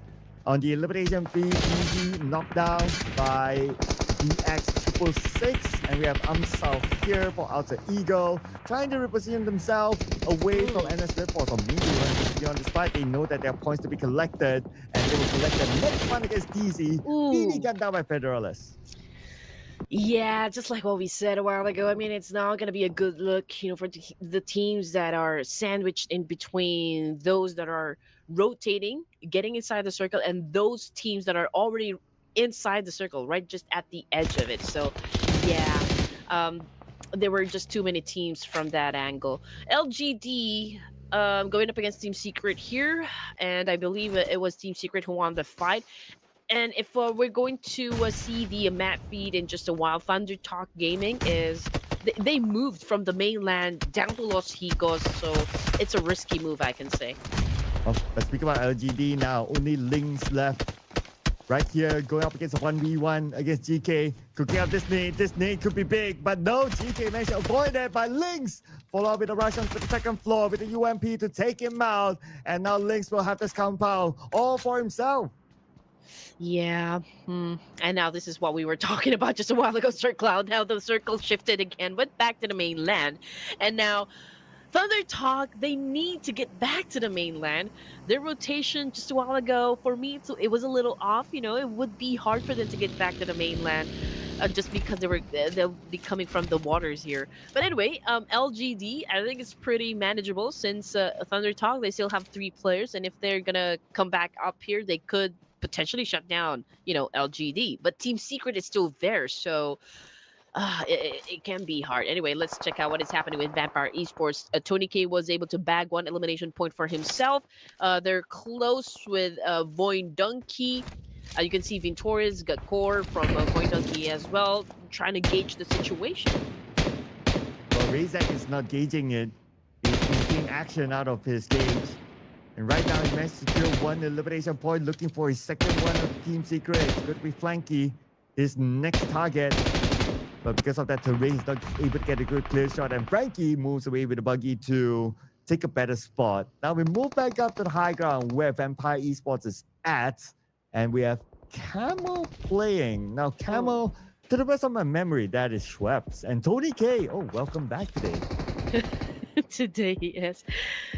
To be honest, there's a lot of potential clashes that can happen. I mean, there's Vampire versus Void Donkey, GLU versus BTR, Alter Ego versus Four Thrives. But right now, okay, it's Alter Ego versus Four Thrives. Void Donkey on the screen as well. Vexy, he's trying to shut down this player, Trang. Thunder Talk with a mini 14. Now there goes the spray, and was able to get the job done. Nice one from the top there. But looking to get more out of this situation. Fourth Thrives, IQ comes in, taking out himself from Alter Ego. And that's going to be point number 2 for Fourth Thrives as they will secure the top part of Minas Generalis. Okay, we got IQQ right now, holding on to an 8 here, getting ready to throw up against Alter Ego, whereas IQQ needs to heal up himself. I mean, 30% of health, of course, will definitely not be in your favor, but he continues on with those nade attacks for Alter Ego Eris. Kind of a bold move, Rick. Yeah, still want to clear off all the members of Alter Ego around them to have a good clear spot, but Alter Ego is not going to be making it easy for Fourth Thrives. Looking at how they position themselves on the inner side, so with this hill, they're not able to get a good clear view of where the members of Alter Ego are at. At this moment, Alter Ego playing with 3 players. And so far, so good. But because we're approaching stage number 5 in about 25 more seconds, the circle might not be at this compound. That's where Alter Ego needs to move forward. But they start off with trying to take out IQ, who's by the ledge. IQ moves away. The nade will be evaded. Alter Ego Ares making it rain and nades here. Ooh, Badru, that was such a nice jiggle coming from this player. I mean, he wasn't able to get any damage, but oh, the moment that he got closer to IQQ here, ladies and gents, 4 Thrives sealed the deal and was able to get that point. And the fight's not over yet, though. 4 Thrives looking for their next target. But now Noki needs to be careful the fact that Void Donkey is beside them. Now the circle moved slightly towards the south. So the compound where Alter Ego is at is no longer in the circle. Now they'll be forced to move out. And the moment they do, 4 Thrives will be around them. It doesn't help that the fact that they lost Badru, one of their key players, one of the road to MVP players, and only playing the rest of the round with Pablo and a BX666. So this will be a tough one for them to overcome. Alright, here we go. Alter Ego Ares down to just 2 players. They're preparing for an attack coming from 4 Thrives. We can also see Tony K of Vampire Esports here. He already bagged a 1 elimination point, and now he is trying to flush out, players from Void Donkey. One of them is going to knock down on the ground, so I'm guessing like this is the right opportunity for Vampire Esports to crash this compound. But then again, they still need to be a little careful. Want to make sure that it will be safe for them to crash this compound right if they can at least knock down another player from Void Donkey. Yeah, you want to get the advantage before crashing in, but the elimination fee is starting to light up as well. With the fact that Alpha 7, they're in action against Thunderdog Gaming, and Thunderdog Gaming only Xing left on the second floor. Alpha 7 has arrived, and they want to take over this compound. Xing gets Mafioso with nade. 2 left for Xing to deal with. Mafioso will be eliminated with the DVS. And can they deal with Xing right now? Can Xing pull off a clutch against Alpha 7? Oh man, here we go. Squash Boo doing some squashing here up against Thunder Talk. Okay, he did kind of miss his opponent there, but it's okay. He pulls out his S12K, looking for the right angle this time. But perhaps, is he leaving the fight? Okay, maybe make it backing away for now. Live to fight another day, I guess. Back to T24, and the rest of 4 Thrives here dealing with GLU. We've got a Stickly, if I'm not mistaken, coming from GLU squad on his knees at the moment. We got Noki on prone, looking for anyone to shut down as well, to come within his line of sight. We can see the Alter Ego Ares also trying to put down Hasby. And yeah, Hasby has just been has-been. Has been for Hasby, but the rest of GLU squad is still here. Well, 4 Thrives, now they're dealing with GLU squad. They're not making the big moves yet. The best part is that Alter Ego is still in the game, but probably not for long because the blue will be on top of him very, very soon. 4 Thrives, in summary, right now they're basically managing 2 teams at the same time, and they're playing the gatekeeping role very well. They are doing a tremendous job here. And it's both competitive teams here, I can say. I mean, GLU squad, okay, they haven't won any chicken dinners just yet, but they're quite aggressive in terms of elimination points as well. And Alter Ego Ares, okay. Alter Ego Ares, down to their last player, that would be BX666 here. So perhaps that is the reason why 4 Thrives must be managing this game well, because they've already put out the fire. I mean, Alter Ego Ares down to the sole surviving member, so it is easier for 4 Thrives to kind of eliminate them. And circle-wise update. Looks like it goes toward the middle. 2 members of 4 Thrives within together with Xing, the final player of Thunderdog Gaming, still in the game. BTR is going to come in from the top right. Looks like they might have an easy entry, but they do have the option of getting into this fight to collect those elimination points as well. BTR has yet to open up their account this time. Anyway, we're back on 4 Thrives. Trying to take out a BX666 who's still in that house. But 10 more seconds before the door starts to close. On the elimination feed is starting to light up right now as Xing will be eliminated by Alpha 7. Oh man, GLU I feel like already eliminated as well. There you go, there's the confirmation. We have been waiting for. Exited the game with 5 points, so it's still okay. Tony K clutching here, ladies and gents. Void Donkey receiving a lot of punishment from Tony K, but unfortunately Tony K kind of got hit as well. Camel to the rescue. Can he save Tony K at this point? Gakor is doing his best to defend the whole team, to represent the whole team. But that was it. That was the end of the line for Alter Ego Errors. But Vampire, is it going to be the same fate here? Wow, Newsy's name to Federales right on point there, knocking him down out in the open. While the other players of BTR moving away. Federales will be finishing off by Newsy. The point goes to Vampire Esports. Tony K still bleeding out, and he currently is being revived at the nick of time. Ooh, man, that is something to watch, I can say. BTR, okay, they haven't managed to put up any numbers just yet. And the fact that Federale is already out of the game here, and we're looking at 2 members. Oh man, could be hard to get the chicken now. But then again, we're talking about 6 teams remaining. So let's see. That is if, of course, they get through Vampires first. And now we can see Camel on the screen right now with a DBS trying to go after this player BTR. But unfortunately, Camel goes down hard. Satar doing his best to keep them at bay. Nuzi already down on the ground. But behind him, he's also getting shot at.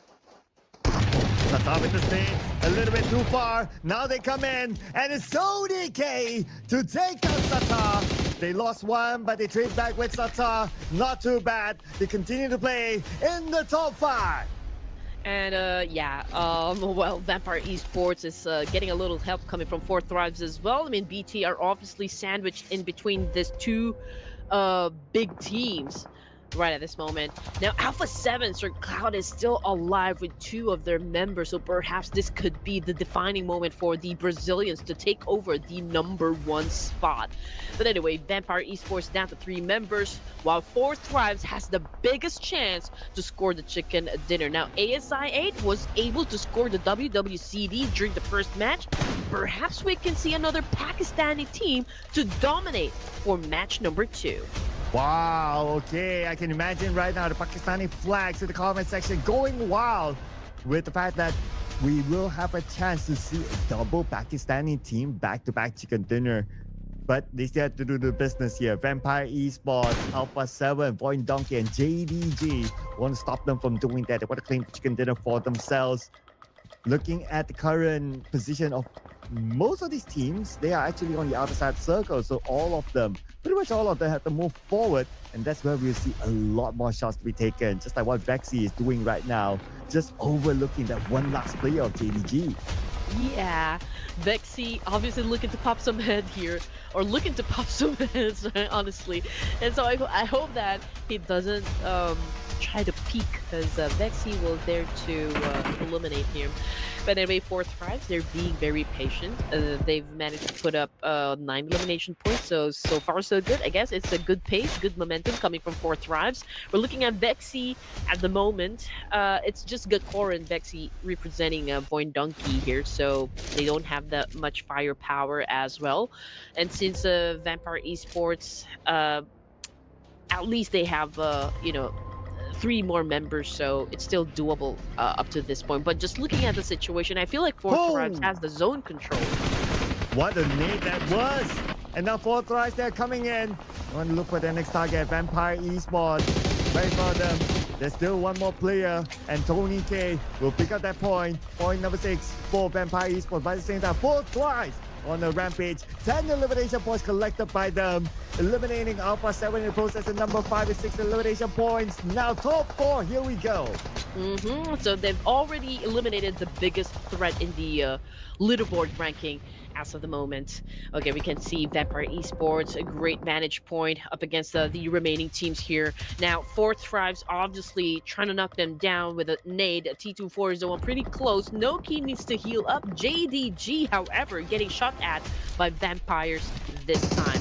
Okay, so Vampires obviously managing 2 teams here, but JDG, to be honest, he's not much of a threat here. So Vampire Esports is trying to settle the score up against JDG so that they could focus on dealing with Four Thrives. And for JDG, that one last player is currently on the lower ground, being sprayed down by Tony K. Cuts his health down to 50%, but that also gave the information of where exactly Vampire Esports is at. Four Thrives will be coming in. Now Vampire Esports, they need to deal with Four Thrives as well, while the final player of JDG waiting patiently on the lower ground. Oh, this is going to be Four Thrives versus Vampire Esports for the end game here. Let's see who's going to be winning the fight. Fourth Thrives, obviously, they have all the advantages working out for them. We can see that Fourth Thrives has been throwing a lot of nades up against Victorious here. Now, Victorious amazingly and surprisingly still alive and still remains elusive up to this point. Now, he needs some backup to happen. He goes back to Newsy and Tony K while Fourth Thrives slowly creeping in. Oh yeah, but let's not forget about the final player, JDG. Who knows, he might be the kingmaker as well. We're seeing that time and time again. That one player could decide who gets the chicken dinner, or maybe the chicken dinner for himself. Anyway, Cairo gunned down by Newsy. Now evening up the numbers. 3v3 Vampire Esports and 4 Thrives. Oh man, okay, Vampire is really doing an amazing job here with the defense, but unfortunately Newsy just got shut down by T2K, or T24 rather, of 4 Thrives. Now Vintoris going off angle here, but IQQ knows exactly where Vintoris is, and now I know that he's coming after Vintoris, but oh man, great damage! Set out by Vintoris, but great follow-through coming from Noki of 4 Thrives, and there you go, we just ended the match! And Vampire Esports just got obliterated by 4 Thrives. And it is a back-to-back chicken dinner for the Pakistanis, ladies and gentlemen. First one was by ASIA, and now it is 4 Thrives. Pakistani, rejoice! Oh man, I'm pretty sure the comment section will be spammed by a lot of Pakistani flags. Understandably so. I mean, this is your moment to shine, guys. I mean, your pride and joy. 4 Thrives and, of course, ASIA repping up for you guys, standing up for you, and making it happen. Oh yeah, absolutely making it happen, and their final opponent was no pushover. I mean, we're talking about Vampire Esports here, and yet they're still able to come up with a good win against them, scoring this chicken dinner for themselves, while taking home 14 eliminations at the same time. So that's 24 points collected by 4 Thrives. That's a lot of eliminations. And also to note that Cairo is being subbed in to be played today, and on his debut for today at least, he scores the chicken dinner together with the team. Yep, welcome to the game, Cairo. What I can say is that it wasn't an easy win, for the side of 4 Thrives. Obviously, Vampire Esports really tried to set out a great defense for the team. They are trying so hard to dictate the pace of the game. It was a back and forth situation, a push and pull, so to speak. But at the end of the match, it was 4 Thrives really who killed it, and was able to get the job done and was able to grab that chicken by the head. And so congratulations to 4 Thrives, and again, an amazing 24 points in total for this round alone. Oh, and look at Noki's stats, right? Wouldn't be surprised if he's going to be the MVP, but we'll get a confirmation later. It could come from a player that is from a team that did not score the chicken dinner, so it could be anyone on the battleground. Besides 4 Thrives, the other teams to watch is going to be Vampire Esports, Alpha 7 up here in the top 4 teams to watch, and also thanks to the final play of JDG, they're up here as well. Now, the fight for the number 1. The fact that Alpha 7 is here, and last we checked, Hora Esports probably going to score a couple of points. There is a good possibility that the number 1 might switch. Might. I think it's a strong case that Alpha 7 was able to put out, for this match alone. But I feel like really, at the beginning of the match, like they tried to sniff out where Aura Esports is or was during the initial circle, because they were already on the way. They were rotating and already headed towards the safe zone, but they really stopped to take the challenge up against Aura Esports. Unfortunately, I feel like they were really caught off guard there, and it was an advantage, of course, coming from the side of Alpha 7. And when it comes to Battle Royale, it's not just about the mechanical skills. It's also about outsmarting your opponent, and that's exactly what Alpha 7 did just moments ago. And let's see what will happen for the remaining matches, if there's a chance for Hora Esports to maybe reclaim the spot and ask for the MVP of the match. Right here, looking good, Noki of 4 Thrives. With the 5 eliminations and 1,182 damage. Wow. I mean, the number doesn't tally between damage and also eliminations, but it just shows that how much work did they put out for the team to dish out the damage and allow his other teammates to be the finisher to collect those precious points in. But of course, for himself, he collected 5 as well, so that's 5 precious points. Now, besides Noki, the other top performers in this round, Tony K, who took a break yesterday and today is his debut game. He came in, he saw, and he scored 5 eliminations for Vampire Esports as well. So he's still sharp as ever. Followed by the other 2 members of Fourth Rise, got IQ and T24. Both of them respectively 5 and also 4 eliminations. So basically, these 3 players for Fourth Rise, they make up all the eliminations for the team in this round. Yep, Tony K definitely did a wonderful job there. I think it was a breath of fresh air for Tony K. You know, taking a break from yesterday matches and now coming back strong for the remaining ones. And yeah, the only player not included in the list was of course Cairo. Enjoying his debut for today's set of matches. And of course, if you guys are trying to keep tab on like the number of points set out by your favorite team for this match alone, again, 24 points in total for Fourth Rise. We got Vampire Esports coming in at second place with 15. And then we got Alpha 7 Esports with 9. As for Nongshim Red Force, D Saver, and D plus Kia, it's all zeros for now. With the fact that the difference between Alpha 7 and Hora Esports is only 8. So that means Hora Esports will still be at number 1 because earlier on they had a 12-point gap. But before we head on to the official numbers, our match stats here, well, throwables use still not reaching 200. So yeah, I've already given hope by now. But coming on to our official match stats. Oh, okay. Rebel gets a bit of mention there. Interesting. But anyway, what's going to be more important is the overall match points. So 3 points difference between Hora Esports and Alpha 7 now. Okay, just 3 points now. Oh man, this is a tight one. And that's what we like, right? I mean, we love a challenge. And if you're a big fan of a certain team, I'm pretty sure you have, you're putting all of your fate to your favorite team. And Hora Esports currently they're leading with 3 points up against Alpha 7 here. We've got Vampire Esports moving up ranks as well. So currently they are at 3rd place with 109. And since again the gaps are not too wide, not too far. Oh man, it's gonna be an exciting showdown up until we reach match number 6 here, Sir Cloud.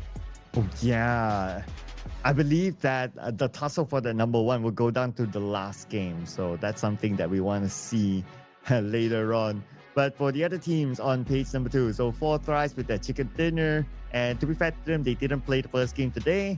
They shoot up to page number 2 in the middle, that is. But on the last page, LGD, okay, representing the PEL teams, they're slowly climbing up right now. And they're by the edge of page number 2. But the only thing is that because they've played 2 games back-to-back, the next match is going to be a break for them. But that also means that Sem9 and also Alpha A1 can also overtake them because the points are close. All right. I know you guys are pretty excited as well because Ruthless Invitational Showdown is shaping up to be one of the greatest tournaments off-season tournaments that for Ruthless, right? And I guess, like all the teams are so eager to put up a lot of numbers onto the leaderboard. That is why everything is just epic.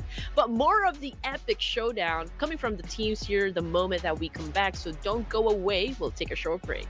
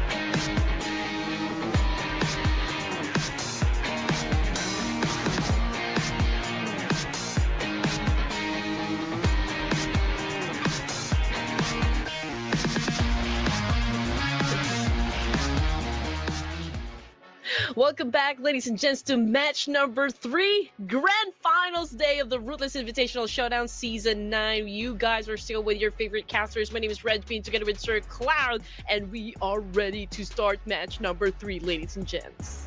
Yeah, and it's Pakistani day so far with 2 chicken dinners back to back, raising the Pakistani flags here, ladies and gentlemen. Of course, the first one was brought to you by ASI8, the second one by Fourth Rise. Could be a streak for the Pakistani teams today, so that's something that we want to keep an eye on later on. But of course, after this, we're going to come back onto Erangel and we're going to rotate the maps, or rotate the games, rotate the teams, of course. And we're going to reintroduce teams from Group B again. I'm just excited to see the teams really perform for today's set of matches, Sir Cloud. I came here to see some heavy action, lots of clutches, and of course some jaw-dropping events coming from the teams here. And speaking of some jaw-dropping move, or jaw-drop move, anyway, top Erangel performers, Hora Esports, man, they're always on the list here. Alpha 7, Vampire Esports, and Voin Donkey. Who are you going for this time? Who am I going for? It's always a tough question to answer, right? We'll get to that in a little bit more while we all check out who's in Group B and C right now that we'll be playing next.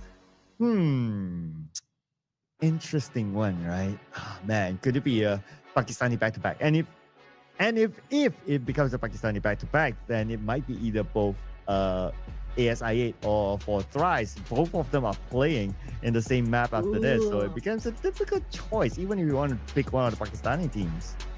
Okay, so Crypto was able to score a chicken dinner for himself and the team, and then we've got, of course, Fourth Rise getting the chicken dinner second, so that's Falak's group, and we all know there's some sort of rivalry going on between Crypto and Falak, and so having them both inside this match makes it all the more interesting, I can say. But again, we need to do our predictions, Sir Cloud. And I know it's a tough choice to make, but we still have to go through it. Oh, man. Here we go. Whew.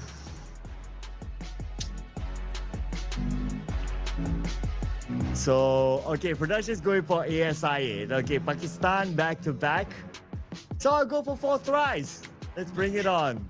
Right, bring on Fourth Rise. Let's go. Oh my goodness. So B versus C this time, right? And okay, since you guys went for the 2 Pakistani teams, I feel like I'm gonna go with is D Savior playing? I'm gonna go with D Savior. Okay, locking D Xavier in. D Savior, yeah. Yeah, let's go. I wanna Alright. I wanna see one T100. Yeah. I'm pretty sure that he's a fan of the Terminator, Sir Cloud, because T100 is one of the Terminator himself is a T100, right? Is he? Yeah, it is T100. Now it makes me wonder, is Wunti old enough to know the T100? I'm pretty sure. I mean, the fact that he put it in his name, I'm hoping he knows about the Terminator. I mean, if the T100 is part of the idea, then cool. Hopefully we get to ask him the question one of these days. Like, do you know the Terminator? Do you know T100? Do you know who John Connor is? Do you know Sarah Connor? Oh my goodness, all the throwback pop culture names. Yes, sir. But anyway, okay. We hope Sir Cloud and I you guys still recognizes all the movie references that we're putting out there, when we do our commentaries, some of the things that we love doing. But anyway, up in the sky here, ladies and gents, is of course our plane headed towards the OG map of Erangel. And as for the top players for the grand finals, Sky of Hora Esports just got dethroned by Revo of Alpha 7. So the rivalry between Alpha 7 and Hora is kind of heating up. I mean, the tension is already there. even when it comes to the player stats as well, like a lot of the top stats will feature both of those teams together. But there's also a lot of Sky in our stats as well. So I wonder whether he will be the tournament MVP at the end of the tournament, of course, because, well, I guess the competition is pretty tight up there. But we haven't seen much of Win even today so far. So I don't know if Win can actually snatch that one away. Perhaps, Team Flash said that, oh, you've been getting a lot of attention and we don't want to expose you just yet, that you're definitely our ace right now. Maybe that there's that, they don't want to expose too much of information coming from Team Flash and their strategy and how they're going to go about the official tournaments. But anyway, right off the bat, we are experiencing a fight happen. This time it's going to be Tiamba versus D Savior, and it's in Pachinki, the claim for Pachinki. Oh yeah, your team fighting it off against Tianba now as a start, but nobody got knocked yet. But Mighty is waiting just at the side of this building. In front of him is the two players of D Xavier. Mighty with a micro Uzi though. But D Xavier, pretty decent weapons. I see a UMP in the hands of Paragin. Moving out. Okay, there goes Lamborghini. And Mighty forced to move into the building. And Paragin was waiting for him. And Lamborghini almost got the second one. Okay, that was close. That was close. And with a shotgun at that range, he's still able to get knocked. It's amazing the way that he went for that player. But great execution so far coming from the side of D Savior here, defending Pachinki well. But Yuan's got lucky by getting Paragene. I mean, he knew that he's going to exit the game because the team already lost the firepower and D Savior definitely will win the fight. But he was able to snatch Paragene's leg and took him with him to the underworld. But anyway, getting back into the action here, ladies and gentlemen, we're looking at BTR, and they're over at the apartments over here. I feel these are the apartments right near the school. So these are probably, this is probably the dorm area. Anyway, Bigatron, Federalis with a crossbow. My goodness. Let's see if we can get a shot here. Oh yeah, I always want to see like a crossbow knock elimination sort of thingy. So if he's able to serve that one, that'll be pretty nice. I'll be looking forward to that. Looking over at the overall score, looks like 4 Mythical Fives, this time playing with 3 players. Maybe he wanted to put up a personal challenge to himself that they can still perform with 3 players. Oh, perhaps they can do that. Yeah, it's one way to train, right? Push comes to shove, and you're down to your last 2 players. You should be able to adjust pretty well and not really let pressure take control. But this is going to be an interesting circle, Sir Cloud, since a part of the military base is included in the initial circle. So perhaps we can see another military finish this time. And that's what I definitely want to see. It is the last day anyway, so give us all the entertainment that you can, Mr. Loki. I want to see the best of these players being brought out with the circles that you grant us. I also noticed that on another point, I also noticed that in Yasnaya, there were 2 different teams dropping in, as always. But this time, there seems to be a gentleman's truce going on in Yasnaya. No further update from the Yasnaya area. I feel like it was Horror Esports who always instigate a fight, and since we only have Team Flash and A1 Arrow, they're kind of on a standoff here in Yasnaya. Yeah, nobody wants to make a hard push just yet. Team Flash, they haven't really had a good run for Dino before the grand final. Same thing goes for A1 Arrow. So perhaps, both of the teams are taking their time, waiting it out. But as for the other teams, okay, most of the teams will be coming from the west side and the northern side as well. Fourth Tribes is over to the west bridge, pretty close with Sim9 as well as NS Red Force. Now the big question is, will they go for an early engagement? So far, those teams seem to be holding their horses. We don't see the elimination feed lighting up just yet. And I guess a lot of teams are doing so because they want to wait and see how the circle will go next. Ooh. But JDG, okay, a bit of a revenge. They are now moving on to BTR's position, Razy down out in the open, and JDG is going for him. Did you notice that JDG is taking it up a notch here? As for their gameplay, I mean, it's good to see that they're the ones really starting the fight here, and now they're going up against, Bigatron. And one of them is currently knocked down on the ground, and BTR trying so hard to provide a little backup, to that person who just got knocked down. But unfortunately, one of them, I mean, Razy, back in the lobby. So, which brings us down to just 3 players for the side of BTR. Now, this is not, of course, the way that you want to start your game. As much as possible, you want the entire squad to make it to the last few zones, but it was an unfortunate encounter with JDG, I guess, for the side of BTR. And they tried so hard, but got so far. But in the end, it doesn't even matter. Another pop culture reference, ladies and gentlemen. If you know that, put it in the comment section. But Xavier delivering counter to NS Red Force, but Noxy is there ready for him, knocking him back down with the AUG. Let's check out if NS Red Force can be the force to reckon with up against D-Savior right now. One player is left for the side of D-Savior. And let's see if TZ here can make any difference for NS Red Force. He is up against Lamborghini, which is, of course, a tough competitor here.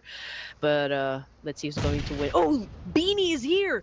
Beanie comes to the rescue. Now, TZ with another shotgun kill. And that is it! Whoa, D-Savior already out as early as now? Yeah, the moment they rush in, they got an advantage against NS Red Force, but the quick U-turn happened. But for NS Red Force, they can't chill because now 7-9's around the corner. And 7-9, let's look at the minimap. They even have a support player up on the higher ground. So they are like all around NS Red Force for now, waiting for the right moment to come in. All right, here we go. 7-9 flashing them out. TZ, XZY cooking up a nade. To try to potentially shut down any players coming from 7-9 to stop them on the tracks, but Baby with an effective kill using a DPS. U-High down on the ground. We got Byron trying to come up with a kill of his own. Let's see how good NS Red Force will be with their defense. So far, so good, I can say. Yeah, and here comes 7-9. Still not letting go of NS Red Force. And 7-9 still a full squad. NS Red Force on the second floor. Jaxi will get Beanie. One more to go. It's going to be XCY on the other side. And DZ defending his own ground. Taking out Mika with the DBS. Just by the corner because they hurt the DBS. It's a very dangerous weapon. Obviously, for the best weapons to come up with the clutch. XCY down to the rest of He gets one. One more to go onto the right. And it's super duper low. And Nongshim Red Force defended the ground again. XZY putting up a show here, easy like ABC. But, of course, NS Red Force and not out of the woods just yet because the boys of Bigatron out to get them this time. Oh, here we go. But XZY gets better on us as a start. Nongshim Red Force. Oh, man. Okay, XZY, let's see what he can do against the other members of Bigatron right now. Cooking up his name. But from this side, surprise, surprise, say Snape to eliminate him. After defending the ground against two different teams, they finally go out. Oh, man. Defense against the Dark Arts. Oh my, okay, that was such a great tactics right there. I mean, you weren't really expecting it, but it's one of the oldest tricks in the book. Vampire Esports might give BTR the same taste of medicine, but BTR was a good call. Okay, it is not, I mean, the fight is not for us, but unfortunately, they encountered the boys of Fourth Tribe, so this is an exciting matchup that we are seeing, but from afar, from that range, oh my goodness, Camel with a takedown, and Noki puts down, Tony K puts down Noki as well. Oh, it's a big mess right now.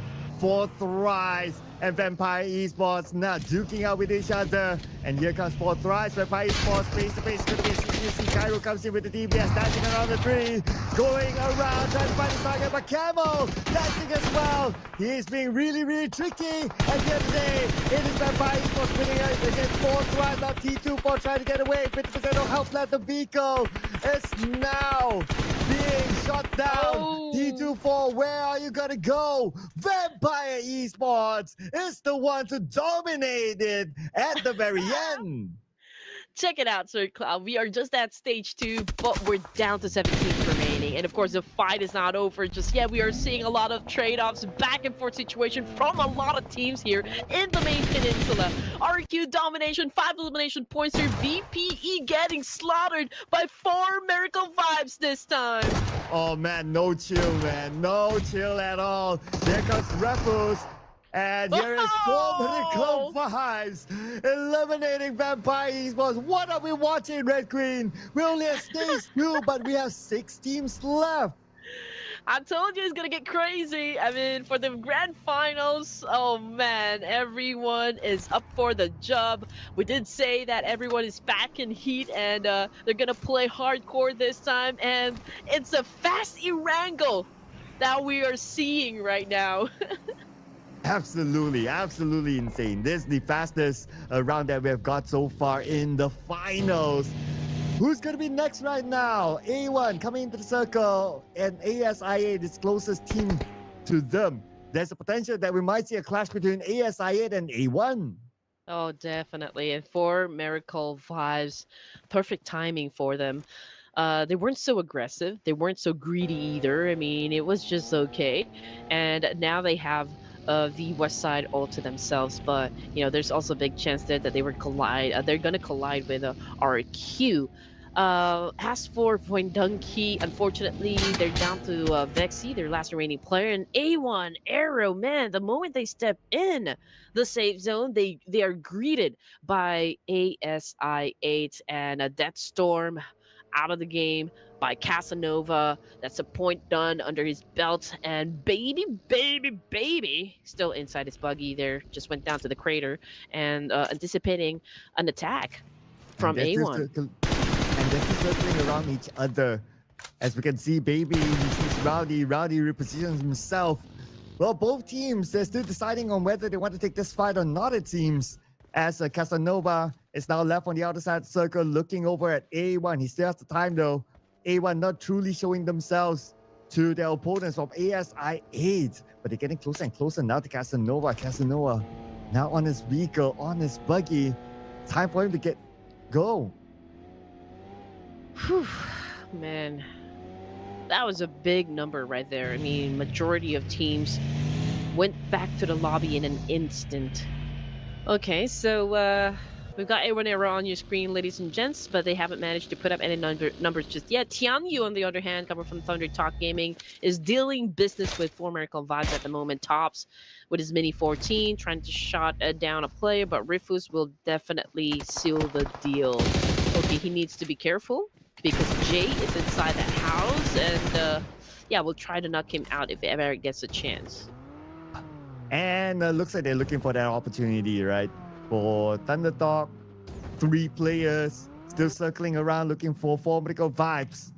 4 Miracle Vibes taking a cautious approach here, leaving Refuse on the high ground to scout out things on whether Thunder Talk Gaming is doing anything funny. What they sent 1 player, Doc, all the way on the other side. Okay, Singh getting shot at, but it's okay because he has a vehicle here to protect him as well. For Miracle Vibes, 5 elimination points. Just look at that. The monstrous gameplay coming from 4 Miracle Vibes, and they only have 3 players in this game. Yeah, but yet they're playing as if they are a full squad, right? This is crazy. But you gotta be careful the fact that RQ is passing by. But before that, on the northern side, ASI8 and A1 continue on. Casanova knocks down Rowdy. Sinister will be down as well. And hit by Baby Driver. Hit and run. Oh my, he turned him into a pancake. Just run him over. Oh my goodness. Okay, ASI8 perfectly done. Oh man, that was such a great knockout right there.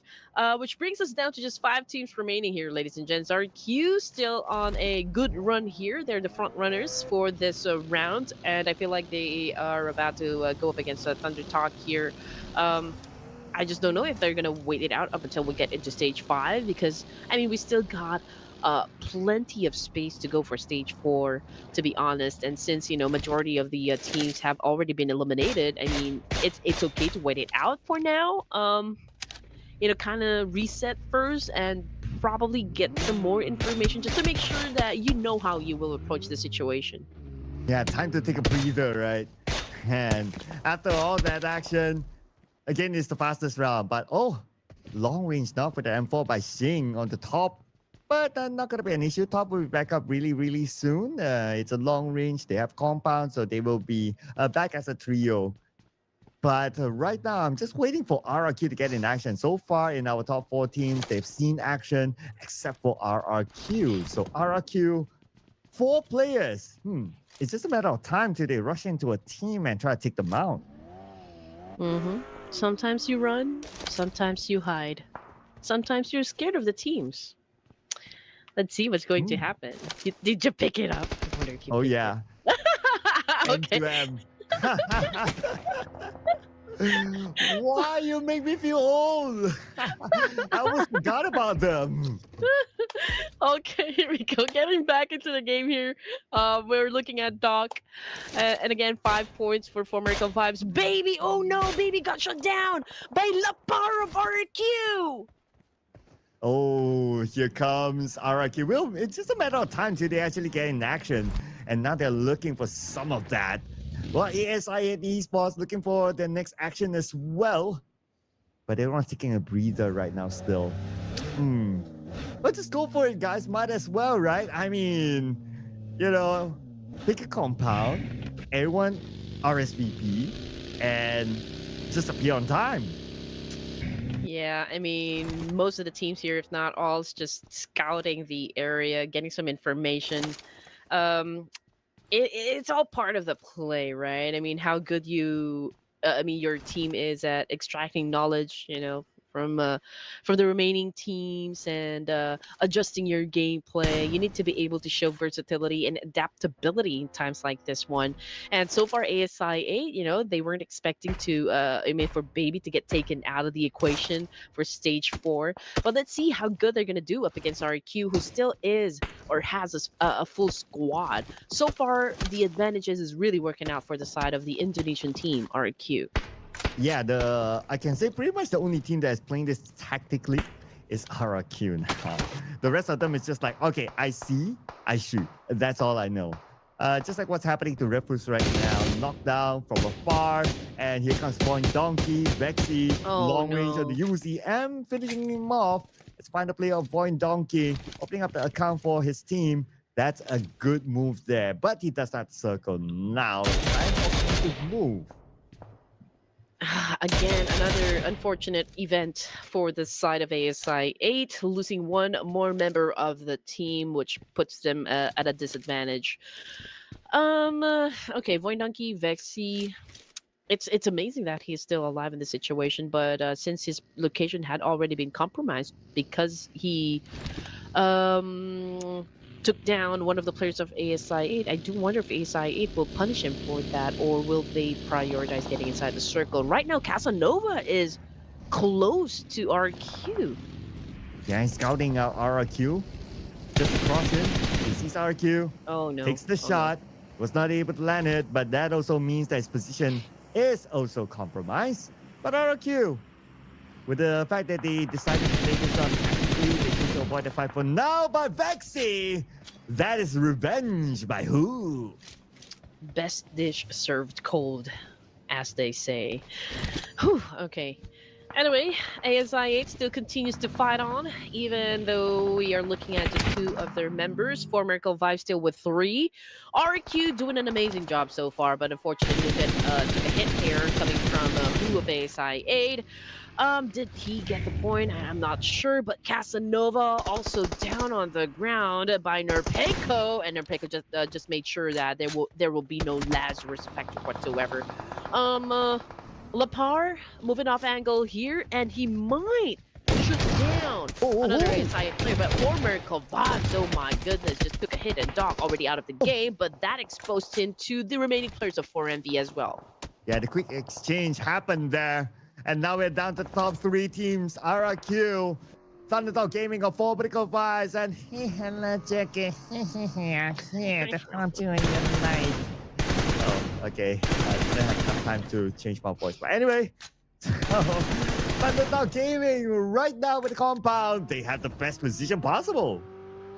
Okay, airdrop just got looted by Nerpeiko, leveling up his gears. Okay, we got Thunder Talk Gaming on the screen, ladies and gents, saying right now on the second floor, looking through the windows, trying to anticipate an attack coming from the teams remaining. You have to be aware of each of the positions and all the directions your enemies will be coming from.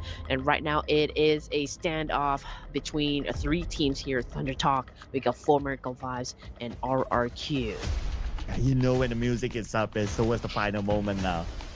But I must say though, the best chance of going to get into Thunderdog Gaming. They did score one yesterday and looking to claim another one here today.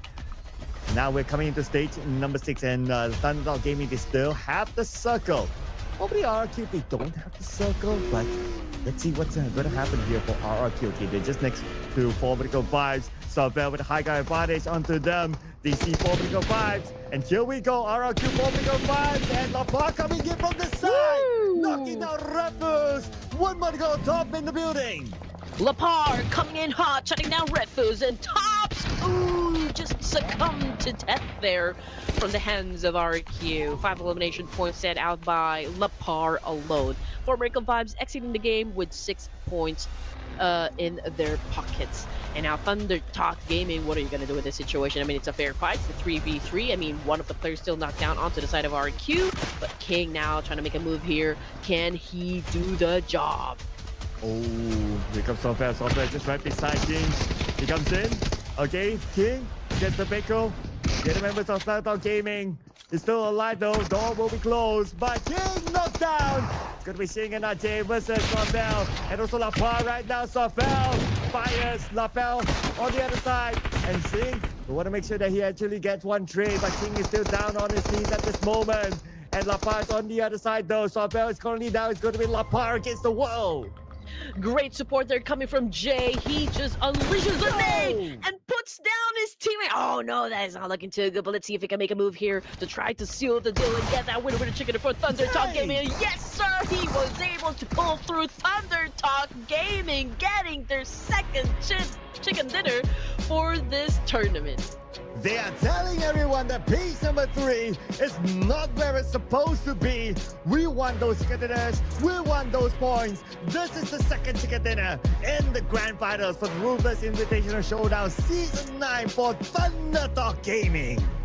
All right, here we go. Getting some power from Sanchi. Okay, yes. I don't know if you guys know Senshi, but he's part of the Marvel. Anyway, okay, getting back into the action here. Thunder Talk Gaming, once again, the winners for this round in a Wrangle match number 21. Okay, they each got an elimination point except for Tian Yu, but it's still A-okay. Perhaps, you know, Tian Yu experienced an early elimination from the game, but his team got it, so he doesn't need to worry about it. Yeah, so again, this is another example of like, okay, playing with 3 players but still able to come up with a chicken dinner. Yep, Thunderdog Gaming showing it, ladies and gentlemen, with the fact that they played with the compound towards the end. That sniper tower was very important for them, and they are able to hold on to it. And the moment they saw the opportunity, they didn't allow RRQ to lick their wounds after their fight against Formidable Vibes. They rushed in and they took advantage of that situation. Though RRQ did not make it easy for Thunderdog Gaming, I must say. If we're going to be honest here, I really thought RQ is going to be winning the fight. You know, up until the end, they had a full squad. But Thunder Talk, I feel like they found the right timing to get into the fight up against RQ. And just like what you said, Sir Cloud, they did not let RQ lick their wounds. You know, they kind of swooped in and took the kill. And that was, of course, a top-notch gameplay from the side of Thunder Talk. You need to know when to step into the fight because timing also matters. Yeah, you cannot allow it to be too long. If not, your opponents will reset. You cannot be too fast. If not, the fight might not be over and you might be a casualty. So they timed it really, really well. But when we compare the head-to-head, these 2 players timed their runs really well, of course. We got Who from ASI8 and Sorvel, who is also the coach for RRQ. But Of course, he's also a SEA Games gold medalist himself, so nice to see him in the battleground. But the MVP overall of everyone else is going to be Lapar from RRQ. Of course he is. Man, this guy just had an explosive performance. 5 elimination points all to himself.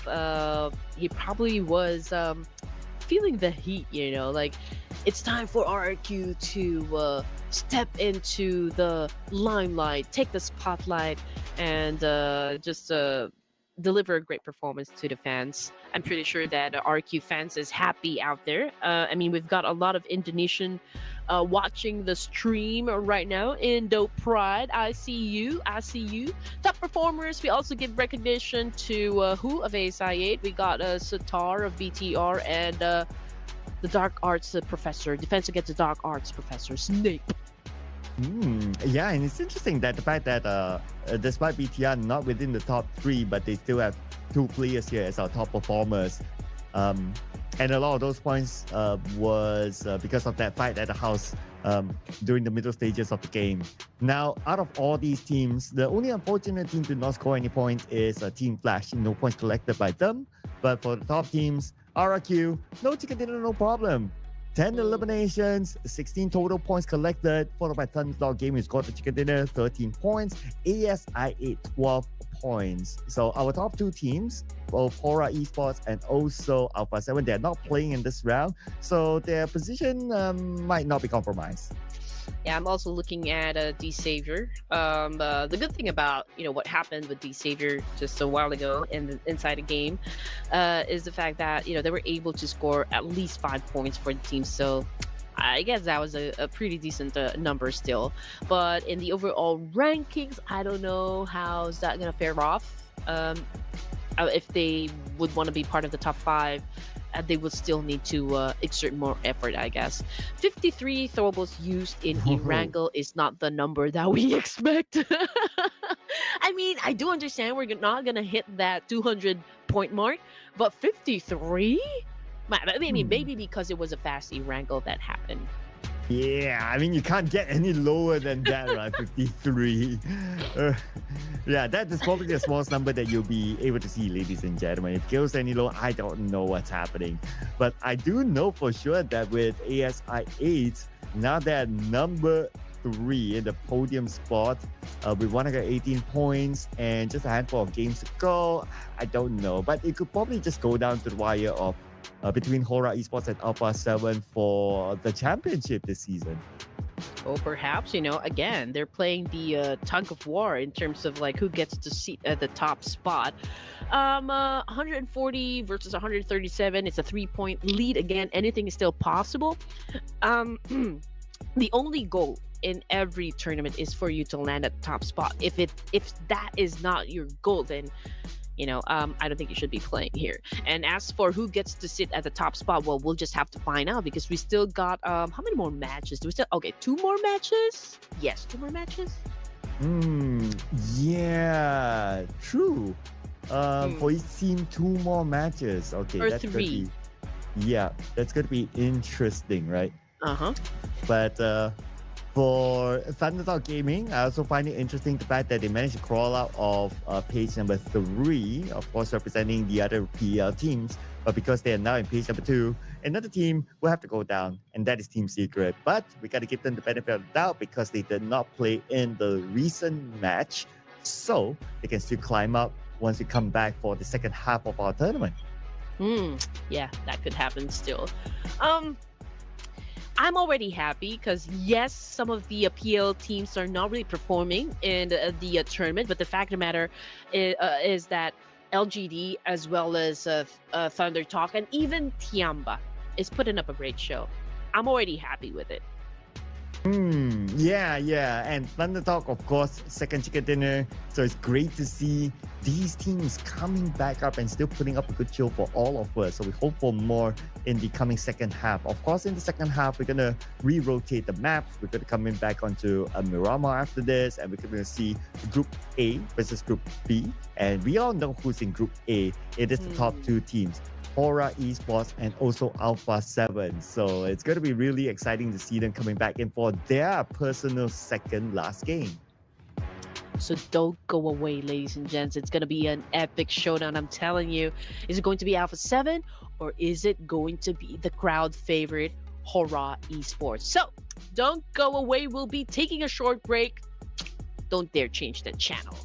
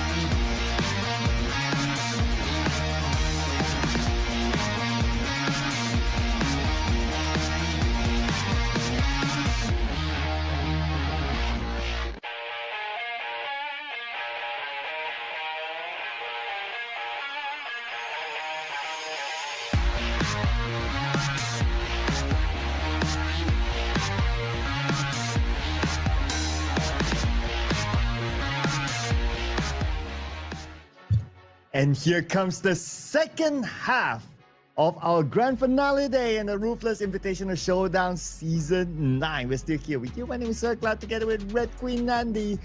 And what a round it was. It was the fastest round that we have had so far. It was a crazy wrangle to begin with. You know, I wasn't expecting that the moment that we stepped into stage 2 that majority of the lobby, not even half, majority of the lobby was already gone. I mean, we're down to 7 teams at stage 2. Imagine how hot the teams must be feeling right now just to make a point, prove their greatness, and to deliver you guys a very wonderful show delivered also by Ruthless Hype Esports. Yeah, and that happened in Erangel, which is a mid-sized map, I must say.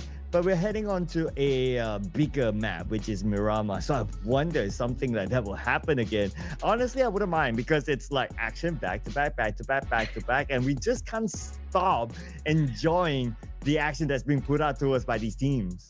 Oh man, yeah, I mean that's exactly what we said that's gonna happen. You know, it's gonna be packed with a lot of action for the grand finals. Right now that we are at the final day, I'm pretty sure that you know, those teams at the podium position right now, especially Hora Esports, I just know there's little pressure onto their shoulders right now, Sir Cloud, because well, there's a need for them to defend the top spot. And Alpha 7, okay, here's the situation that I'm seeing, right? Since both of the players, the top 1 and the top 2, are playing back into Miramar, Alpha 7 is a South American team, right? Not even part of Asia.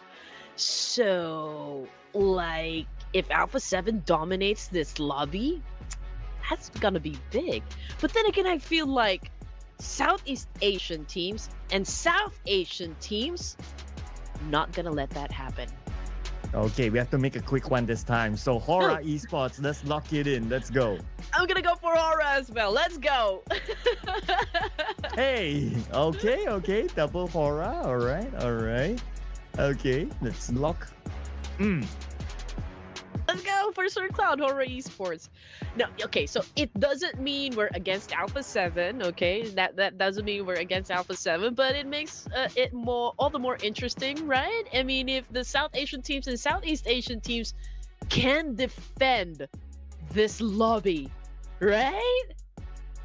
Well, one of the other reasons that I pick Hora Esports is because production picked Alpha 7 first. So yeah, we're against production. Make it exciting, right? Just want to make it exciting as well. So we'll put that in since now it's the race to the top number 1, and both of these teams will be playing their second last game as they head on to Miramar here. Of course, they will be taking a break in the following round, and they will be back.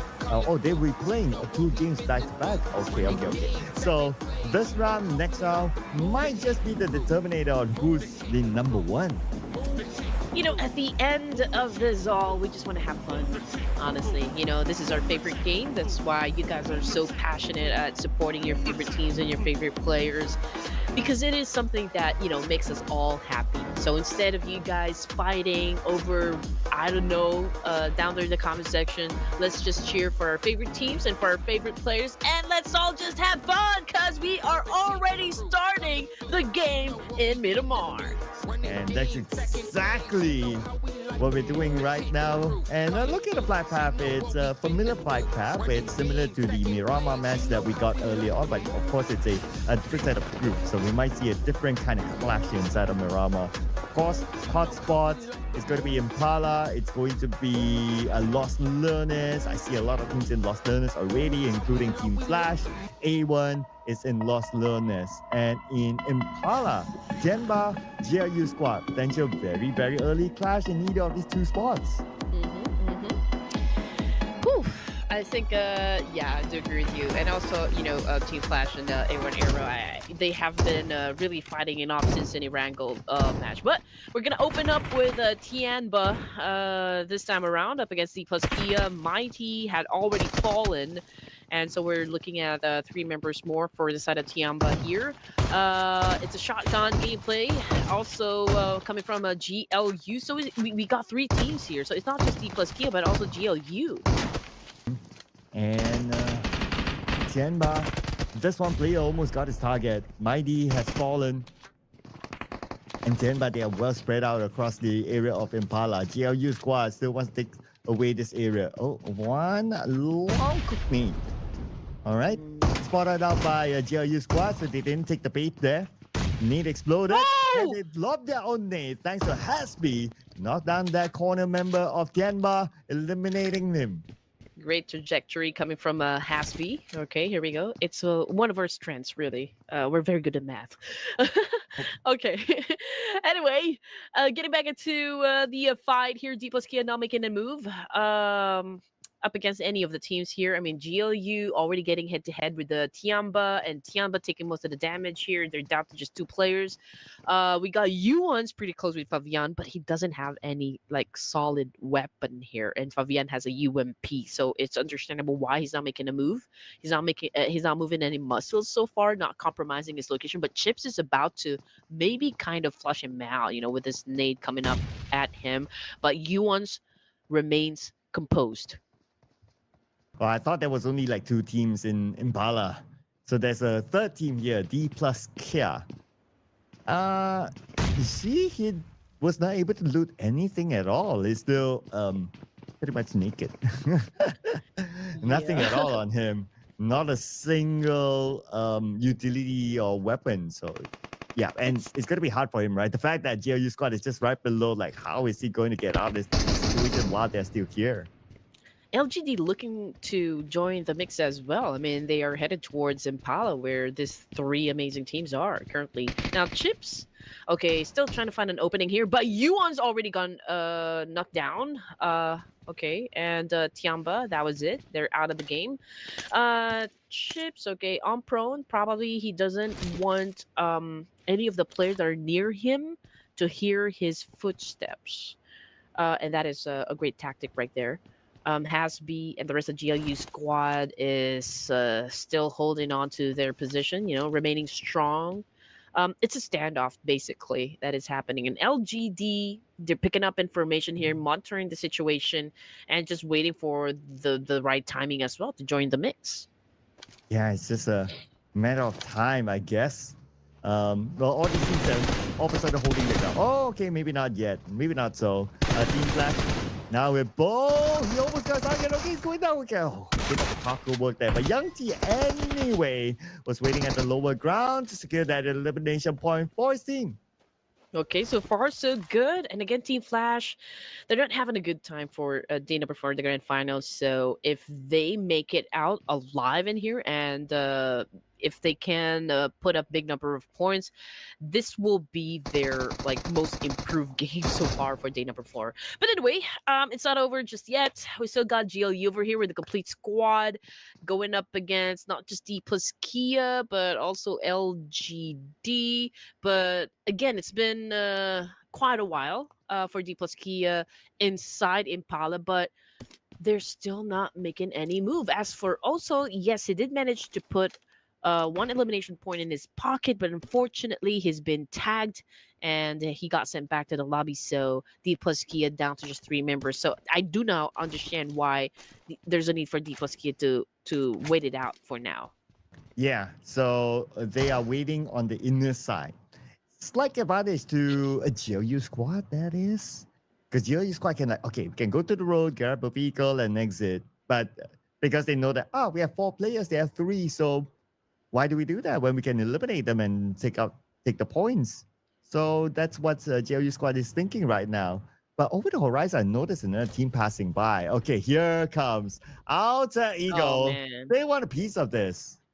They want a piece of the action. Okay, so we already have 5 teams within proximity. And I'm pretty sure they're going to settle the score because they're near the edge of the circle here. So, whoever wins the fight, well, that's the team that will move forward. Okay, here comes a spray now coming from ASI 8. A massive one, that is, up against Team Flash. We've got Woo on the screen right now. And, Woo just caught someone sleeping there from Team Flash. Yeah, he got Hugh. He was literally proning there, out in the open. It was almost like I know. yeah, he was like, I'll take a nap. And who just took advantage of that situation. Anyway, for Team Flash now, only 2 active players left. It's going to be Bo and Young T. The 2 players have to do it against ASI8. And ASI8 still has the upper hand as they take out Young T next. Oh man, every time we call out Young T, I feel like he's a basketball player from the NBA. He like, Young T about to take a shot, right?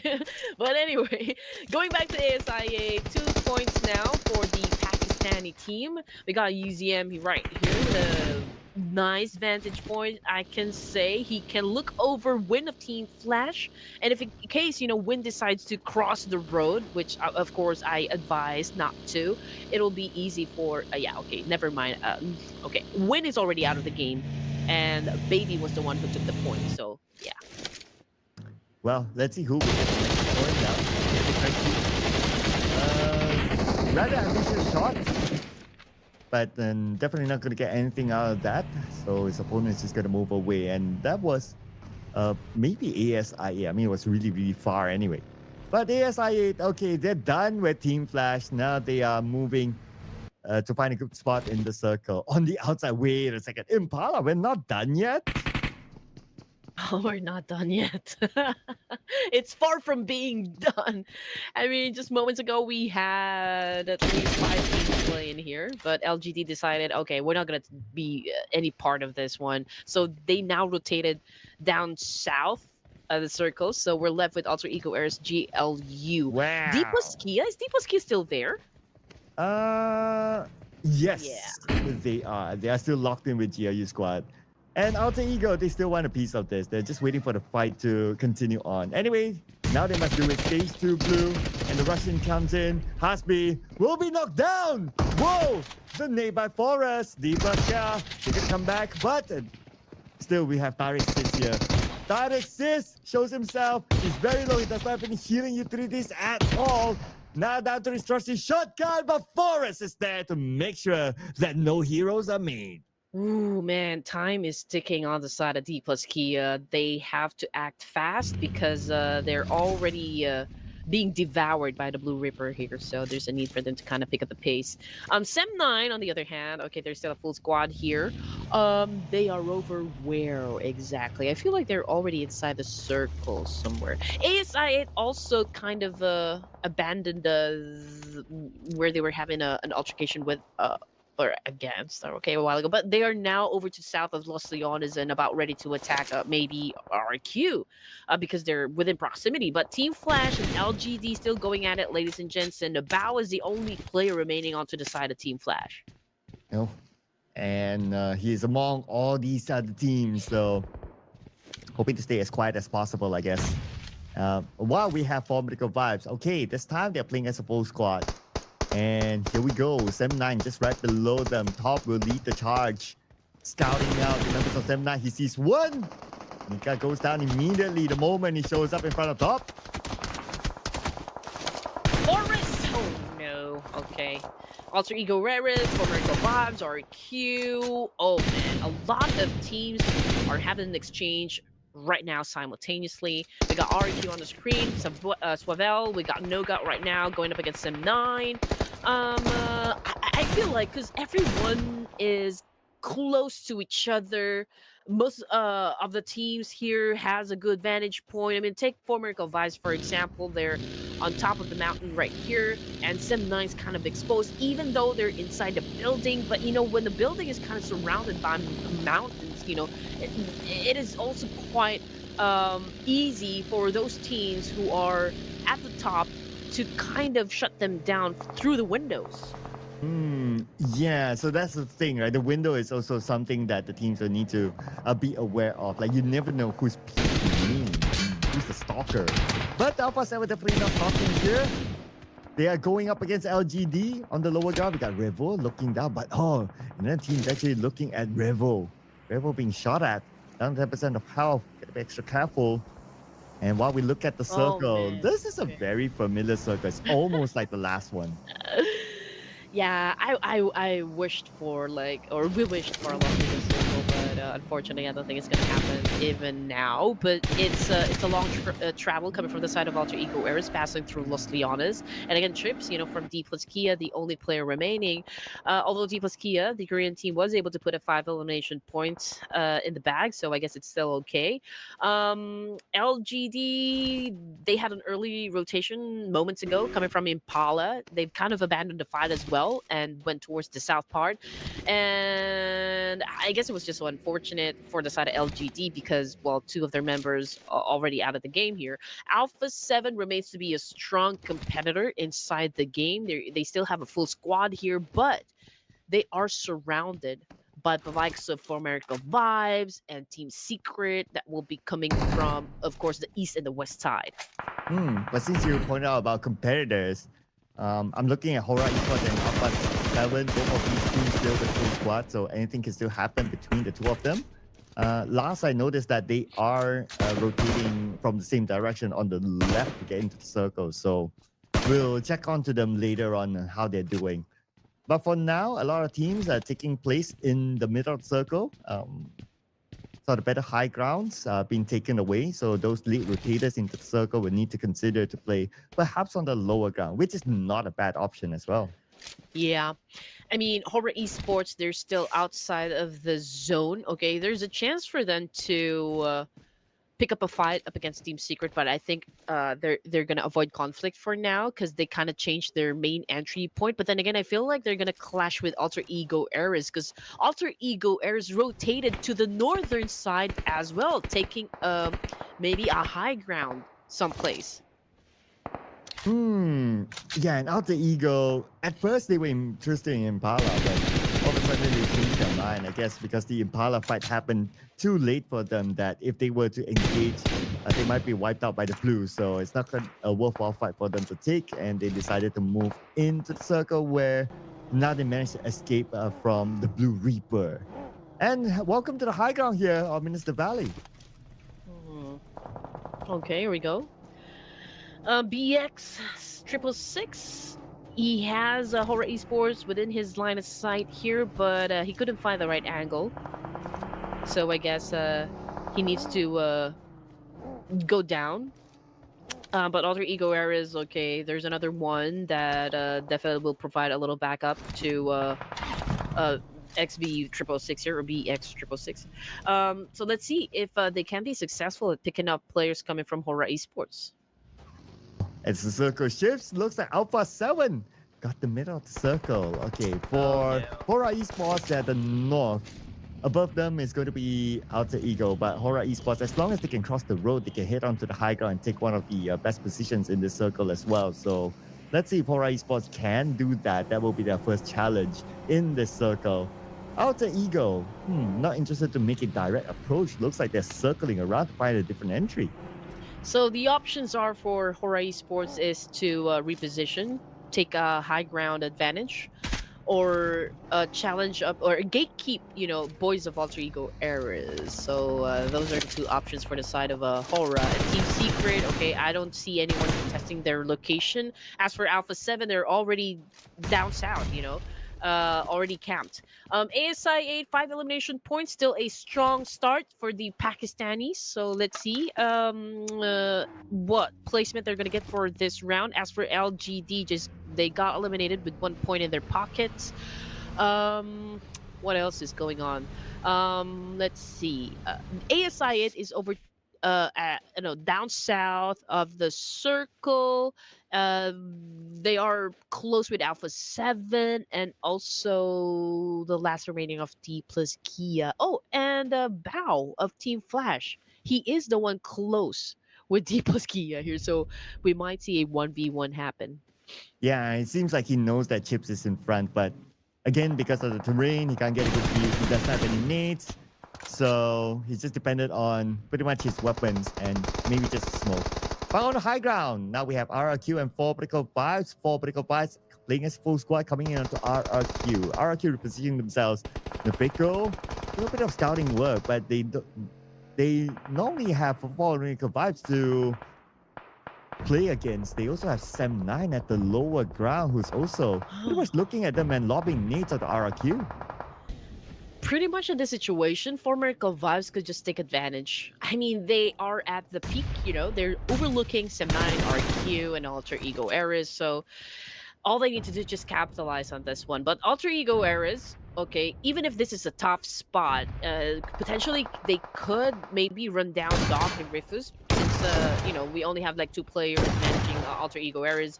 But Doc seems to be in a good mood here. I mean, obviously he is slaughtering Alter Ego Eras, and 4MV comes up on top again with 5 elimination points. Yet they are dominating, taking out Alter Ego. So whoever after this that still lives on will start to collect placement points. Sem9 circling around looking for their next target, but they will get one. From 4 Miko 5, it's going to be Zul. Long range of the Yuhai. Yuhai fires back. Zul is in trouble. Zul has to hide. He needs to heal up. At the same time, the blue will be welcomed onto Nepeko. 50% of health left for Nepeko. He has to stay quiet, but no. Nepeko shot down by Doc. Yeah, and Baby is also picking off players inside the game. So good game coming from ASI8. They now have a total of 6 elimination points, and now we got 4 Miracle Vibes back on the screen here. Rifus this time going up against Yuhai of Sem9. Now this is the current situation, ladies and gents. Rifus, of course, is still dodging the attack coming from Yuhai, but it's taking a little damage there with the nade. But Jal probably will be providing some sort of backup here. But Mika of Sem9, what a shutdown onto Rifus. Oh, but Joe with his lead sent out to Yuhai. Yuhai managed to evade that. Now playing without Refuse. It's only Joel as well as Doc.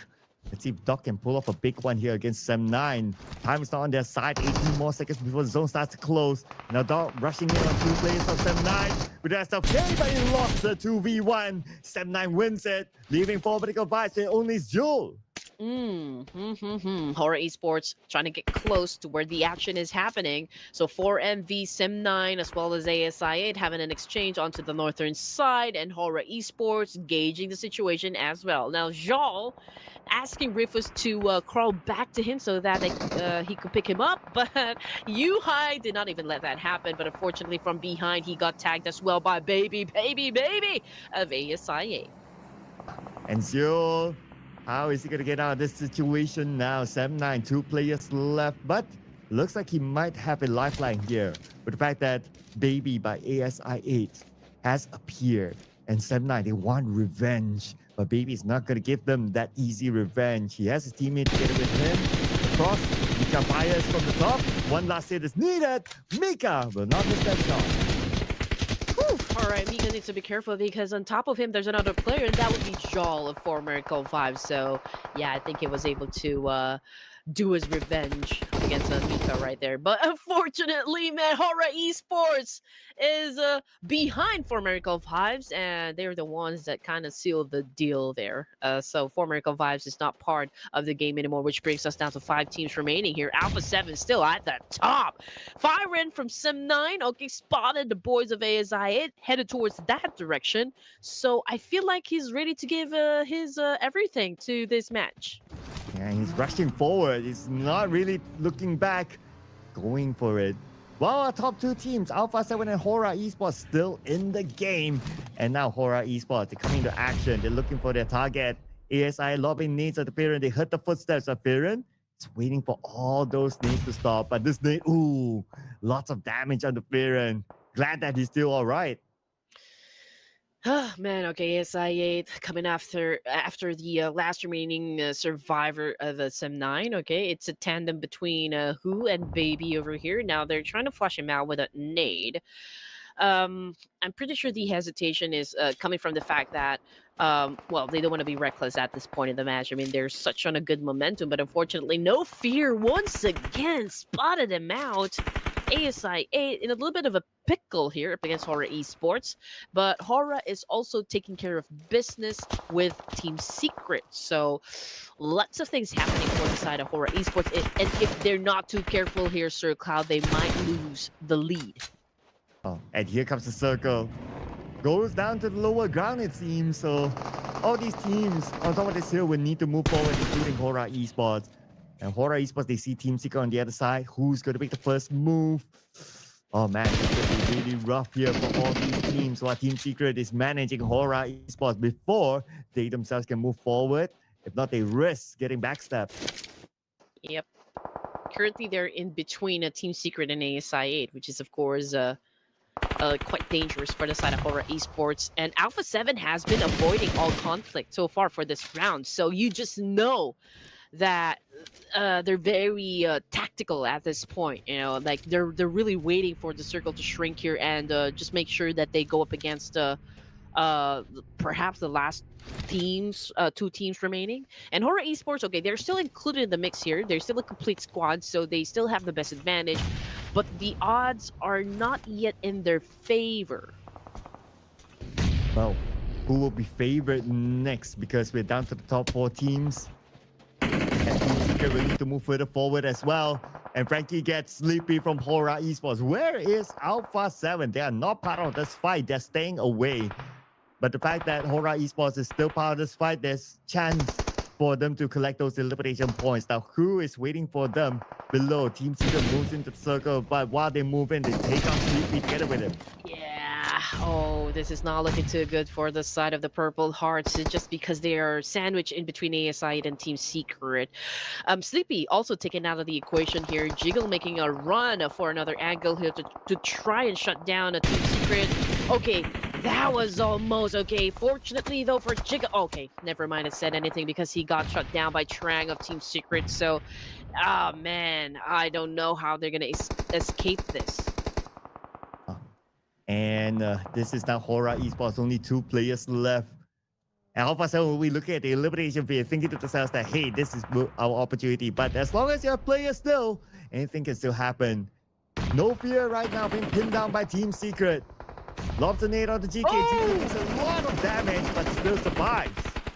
Okay, GK received a lot of damage coming from the nade from Horror Esports, but he managed to survive. Now Team Secret still holding on strong. I feel like they're so eager to put down Hora. ASI 8 monitoring the situation is applying a lot of pressure onto the side of Hora as well. Alpha 7 now dominating, spots Casanova, and now went in for the massive spray.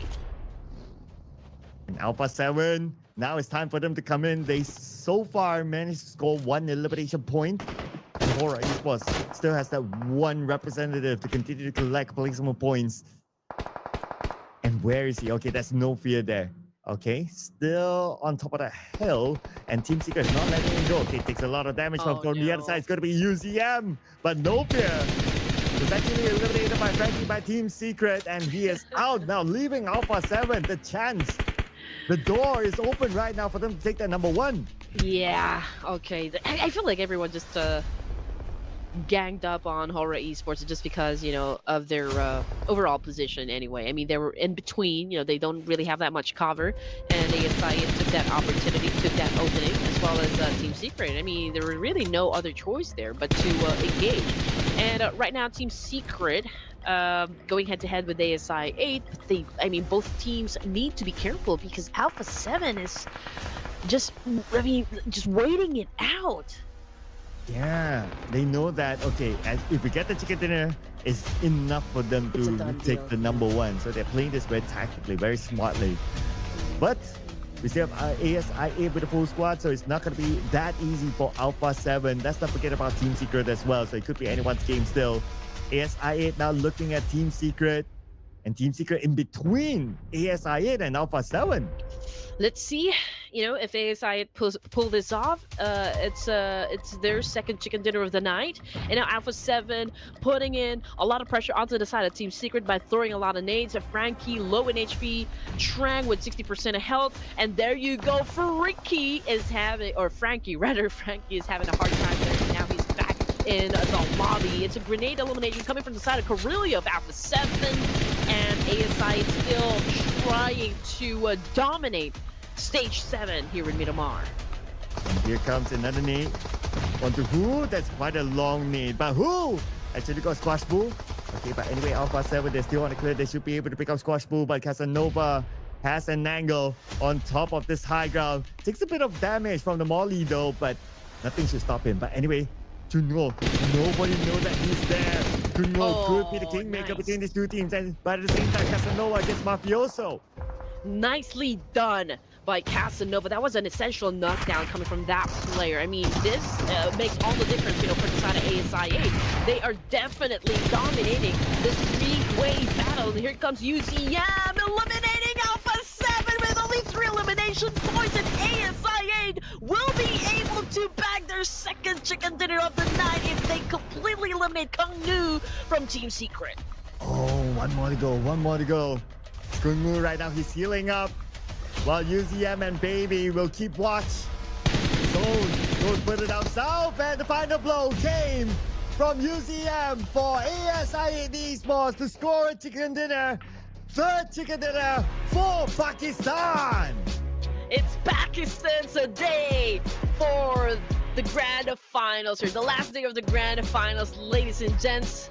Man, they're flexing their muscle and just letting everyone know that they are one of the unstoppable teams in the competitive scene.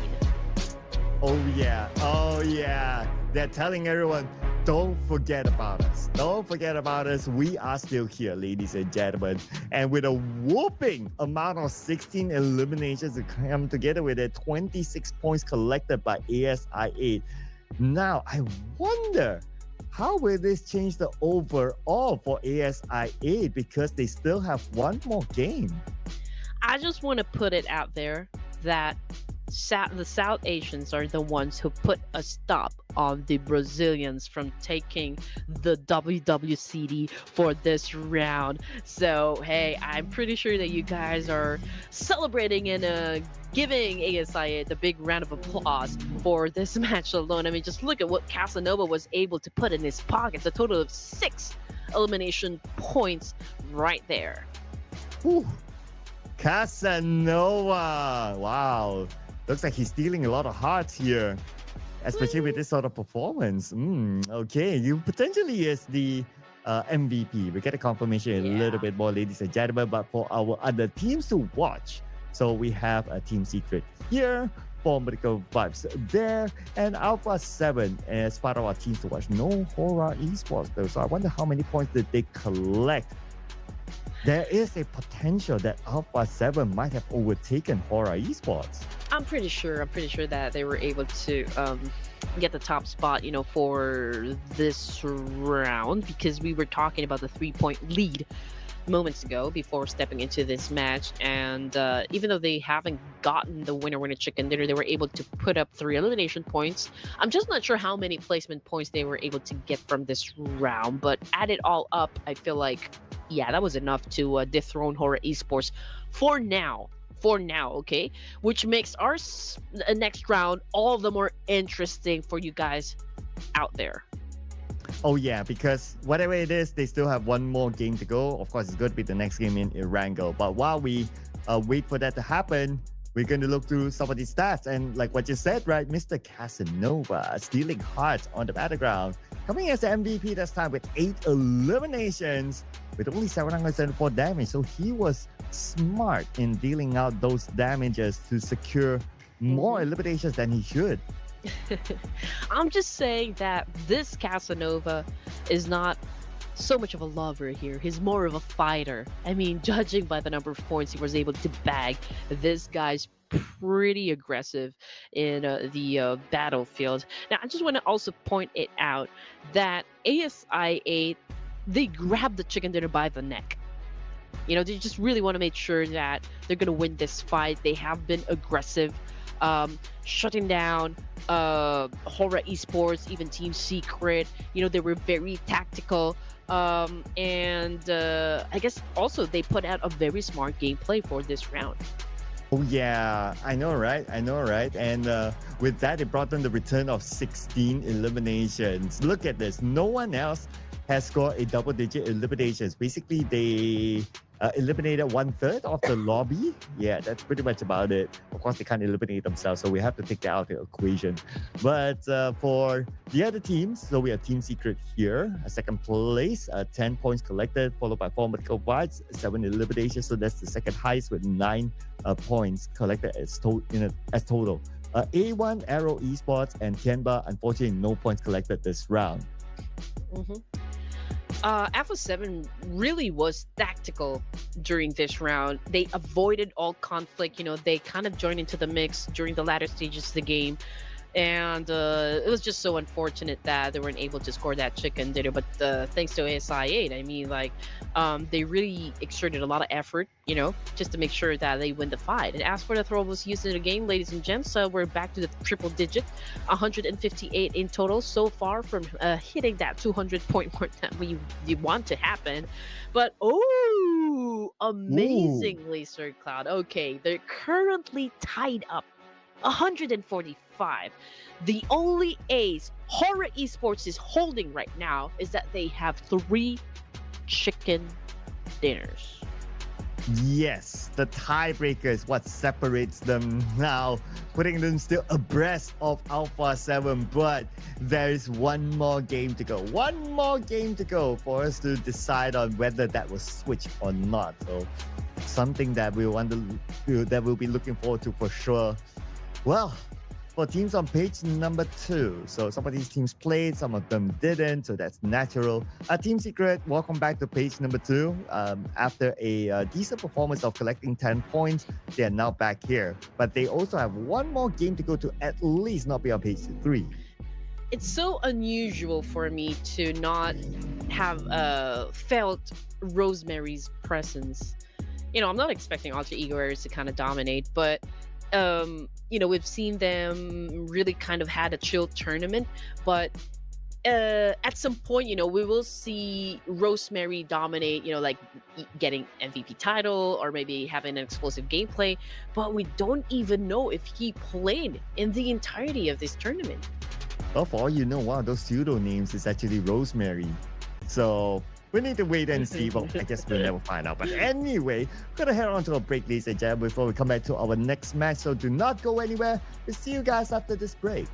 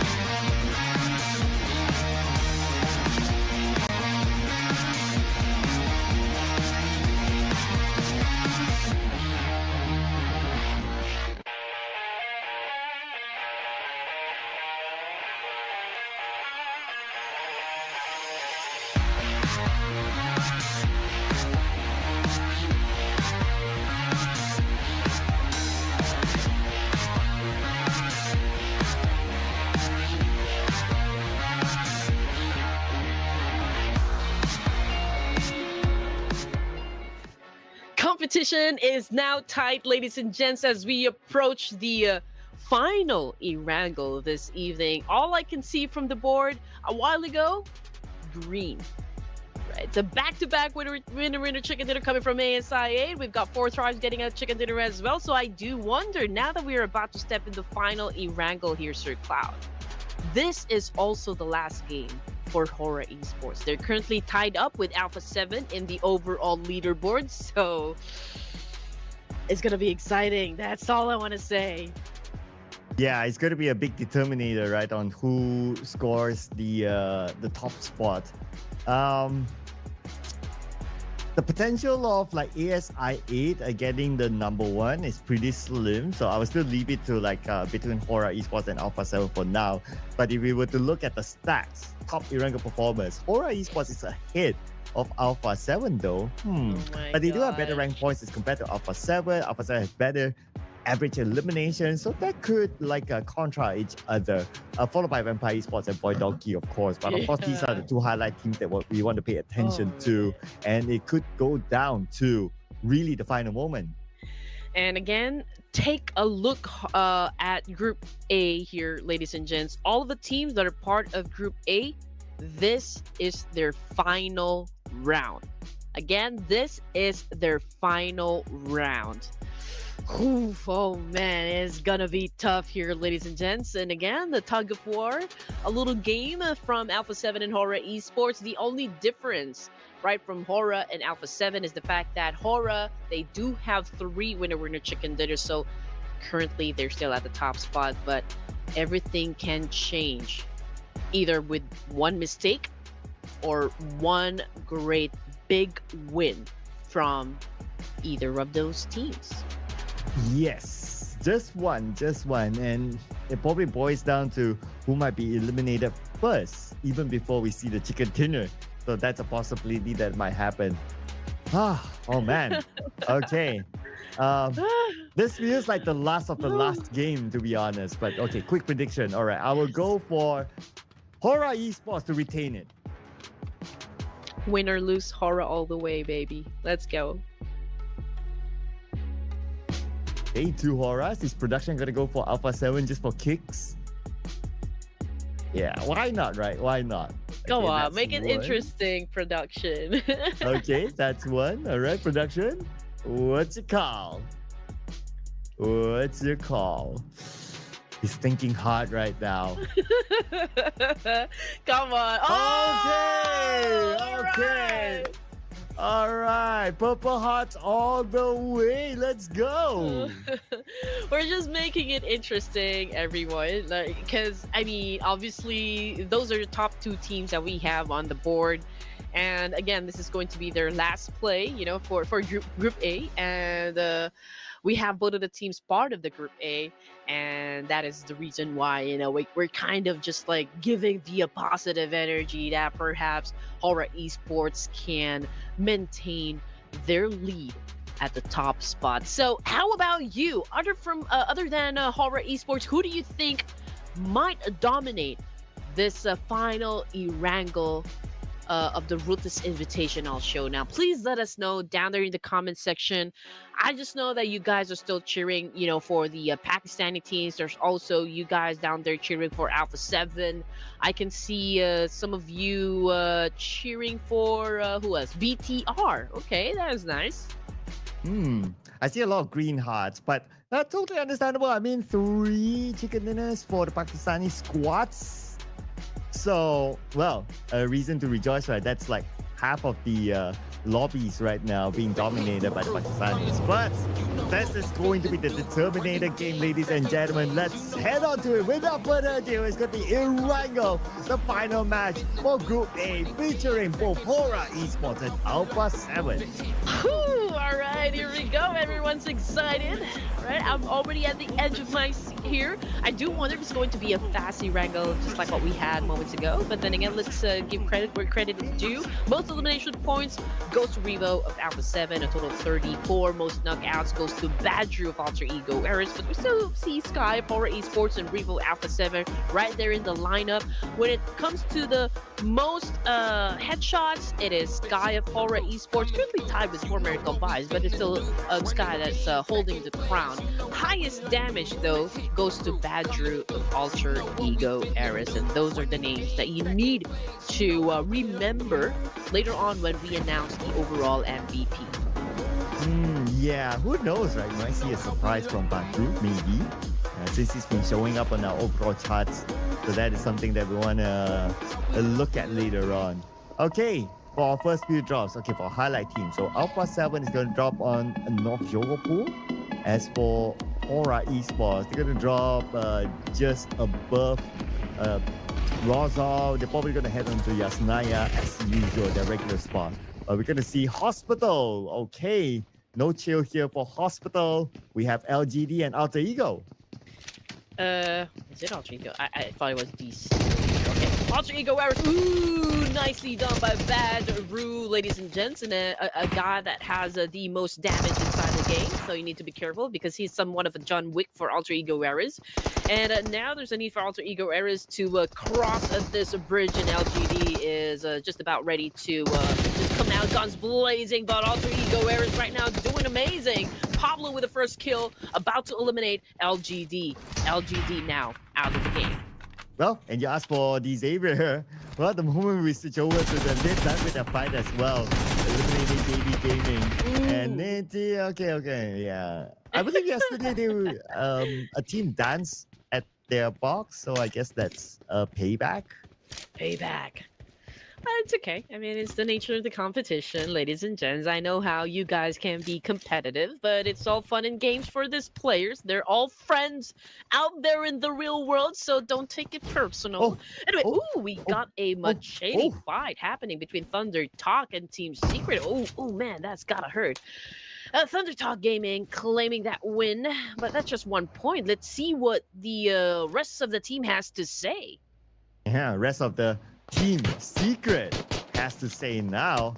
GK is a bit ambitious with pistol.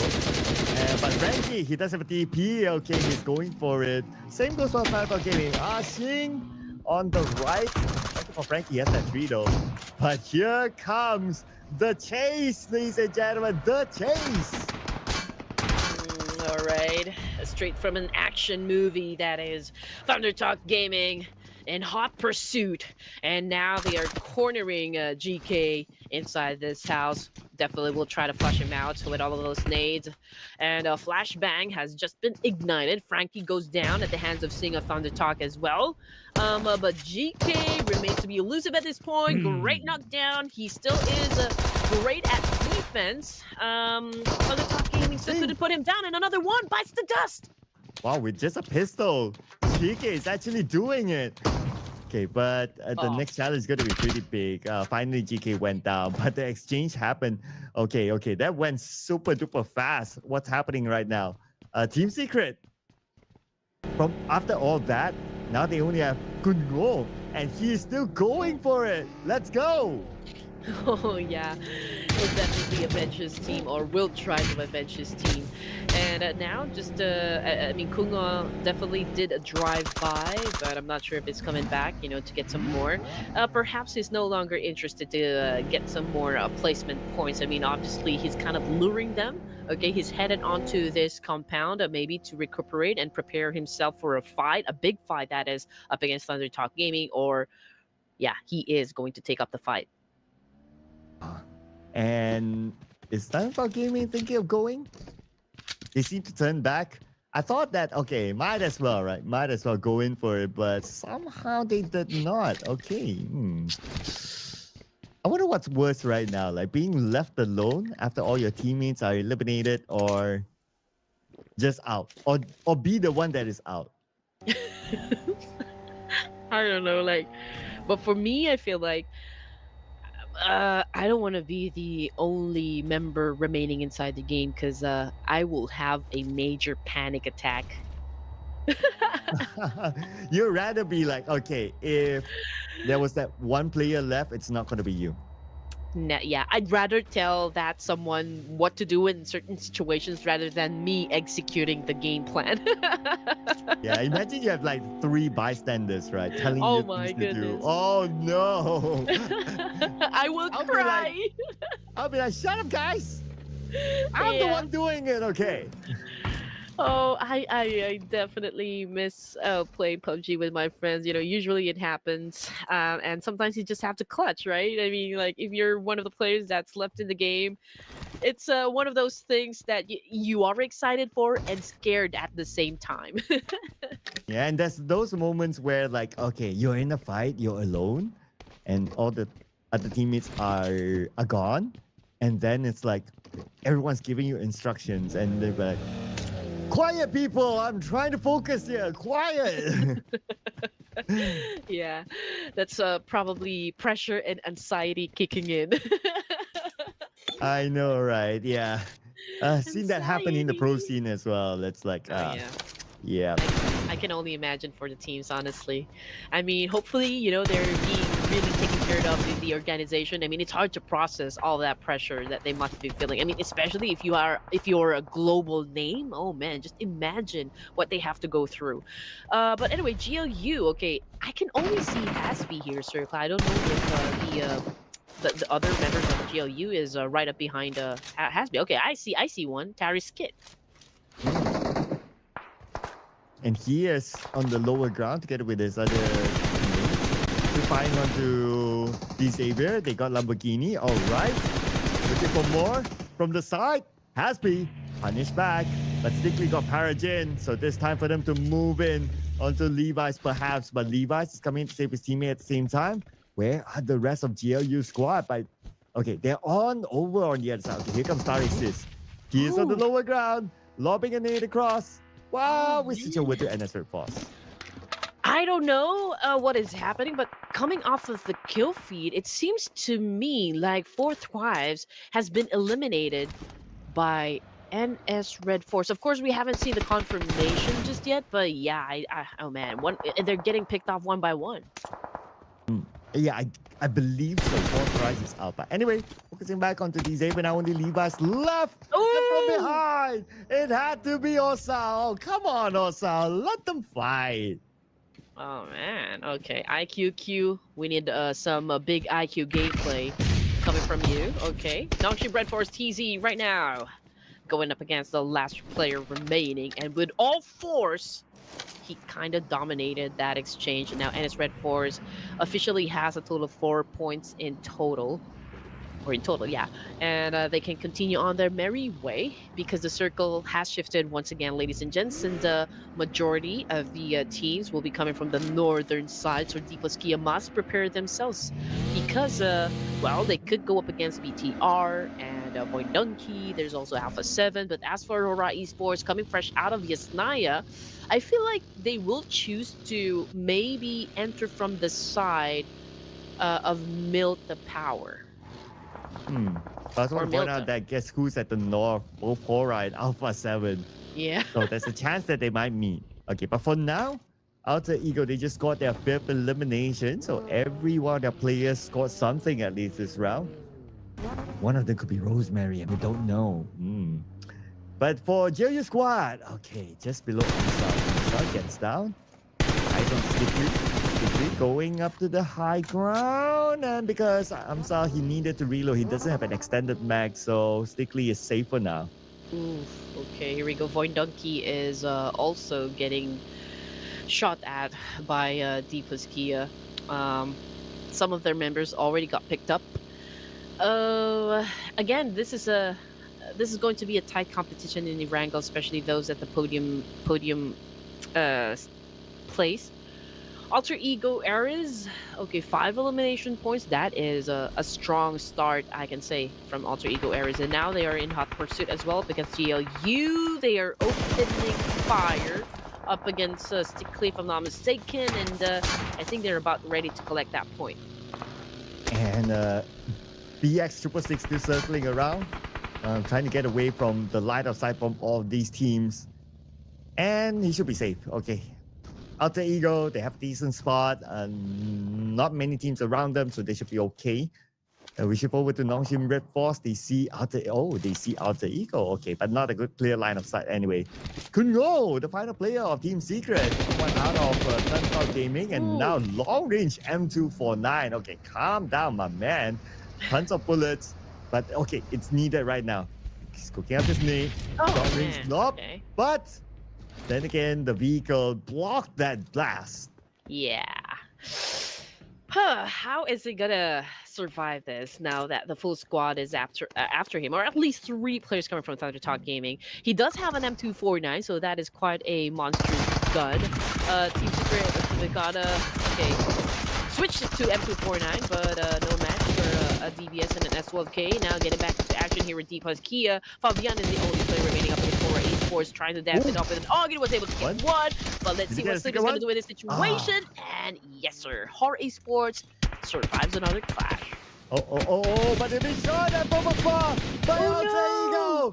This could be the clash that determines everything, ladies and gentlemen. Here comes Alter Ego, though. Have they been eliminated? No, not yet, not yet. There's still Sky here. Mr. MVP to hold it up for Horror Esports.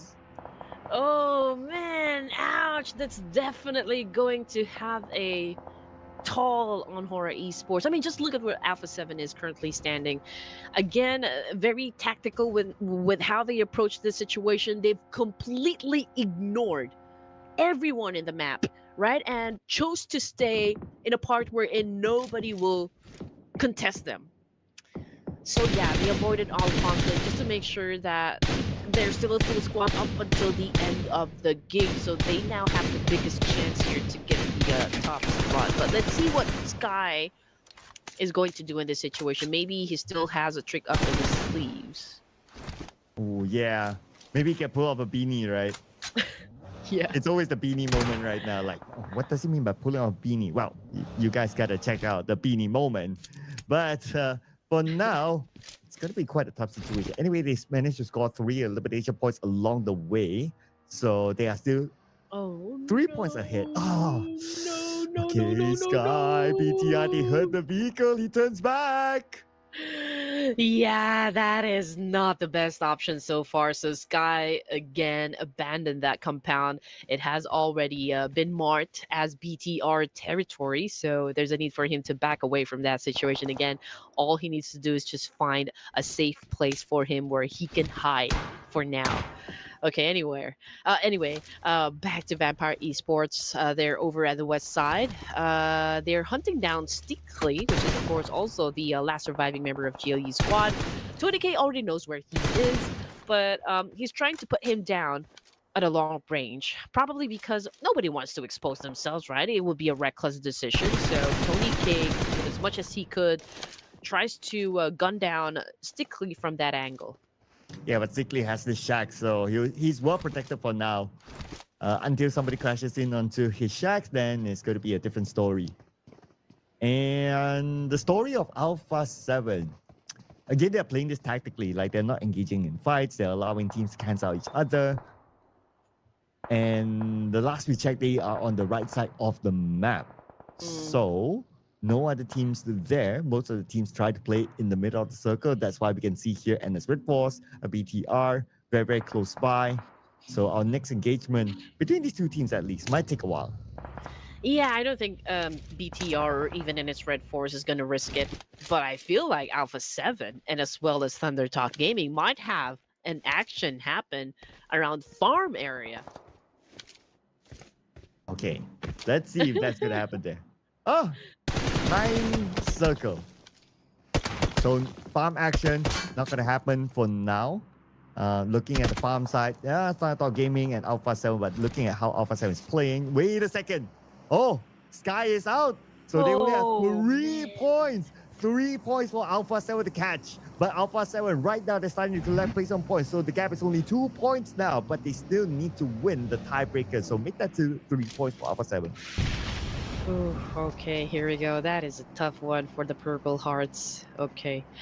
Anyway, Alter Ego Era is about to get some action as well up against Void Donkey. Razak is currently down on the ground. Gakor cooking up a nade here. Badger just got shut down by XZY of NS Red Force.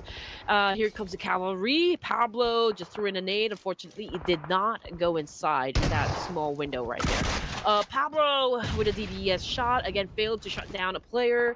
While Sal here, okay, still trying to find an angle that could best work for him. Oh, this nade on the BX 666. Almost knocking him down, but lucky enough, he's able to heal up. Now to continue on by the nade this time. On to Amsal. Thanks to Vexy for Void Donkey. 2 down for the side of Alter Ego. Vexy goes down. Now Gator needs to come in. Pablo, very, very low on health, but still they're able to take away this compound from Void Donkey. Man, oh man, Alter Ego Eras with a total of 12 elimination points. Oh man, currently the wrecking balls, for a Wrangle match. BX 666, of course, trying to save his teammate here, Badru, while Thunder Talk Gaming is taking in place or getting into position here. King cooking up some nades as well and popping off those smokes to try to conceal their exact locations while BX 666 trying to flush them out. Jay was able to evade the attack. Pablo just waiting for Jay to come and attack him, and here comes the dance that we have been waiting for, and there you go. King was able to shut down Alter Ego Airs, but not completely eliminating them, which Alter Ego Airs, of course, was the one coming up on top from that exchange. Oh, and here comes Alpha 7 as the cleanup crew. They want to look for their points to overtake Hora Esports now. They have arrived as long as they don't do a boo-boo. But anyway, Revo knocking down BX 666, leaving Badru alone as the only active player for Alter Ego. And he has 80% of health, lobbing a nade across. He shows himself. Carillo finishes on BX 666, and here comes Badru. Badru eliminated. Alpha 7 scores 4 points. Right now, they're officially above Hora Esports. Whew, man, Alpha 7 and Revo getting that grenade elimination. That is just beautifully done by Alpha 7. And right now, yes, they are currently the top spot for the overall ranking. And that was the end of the line for Stickley right there. Vampire Esports just kind of really, what do you mean? Inserted that hatchet right there to Stickley. Now, BTR. Satara, I believe, getting shot at by Newsy of Vampire Esports. And again, at stage 4, we're looking at the final 4 teams remaining here. BTR is still alive, okay. There's a chance for the other teams to catch up to Alpha 7 because definitely Horror Esports will be moving down the ranks because we still got one more game before we wrap things up. Yeah, that's a good point. We need to look at the overall scores later to see if there's any dark horse that could potentially overtake Alpha 7 or even Hora Esports, that for the matter, since this is their last game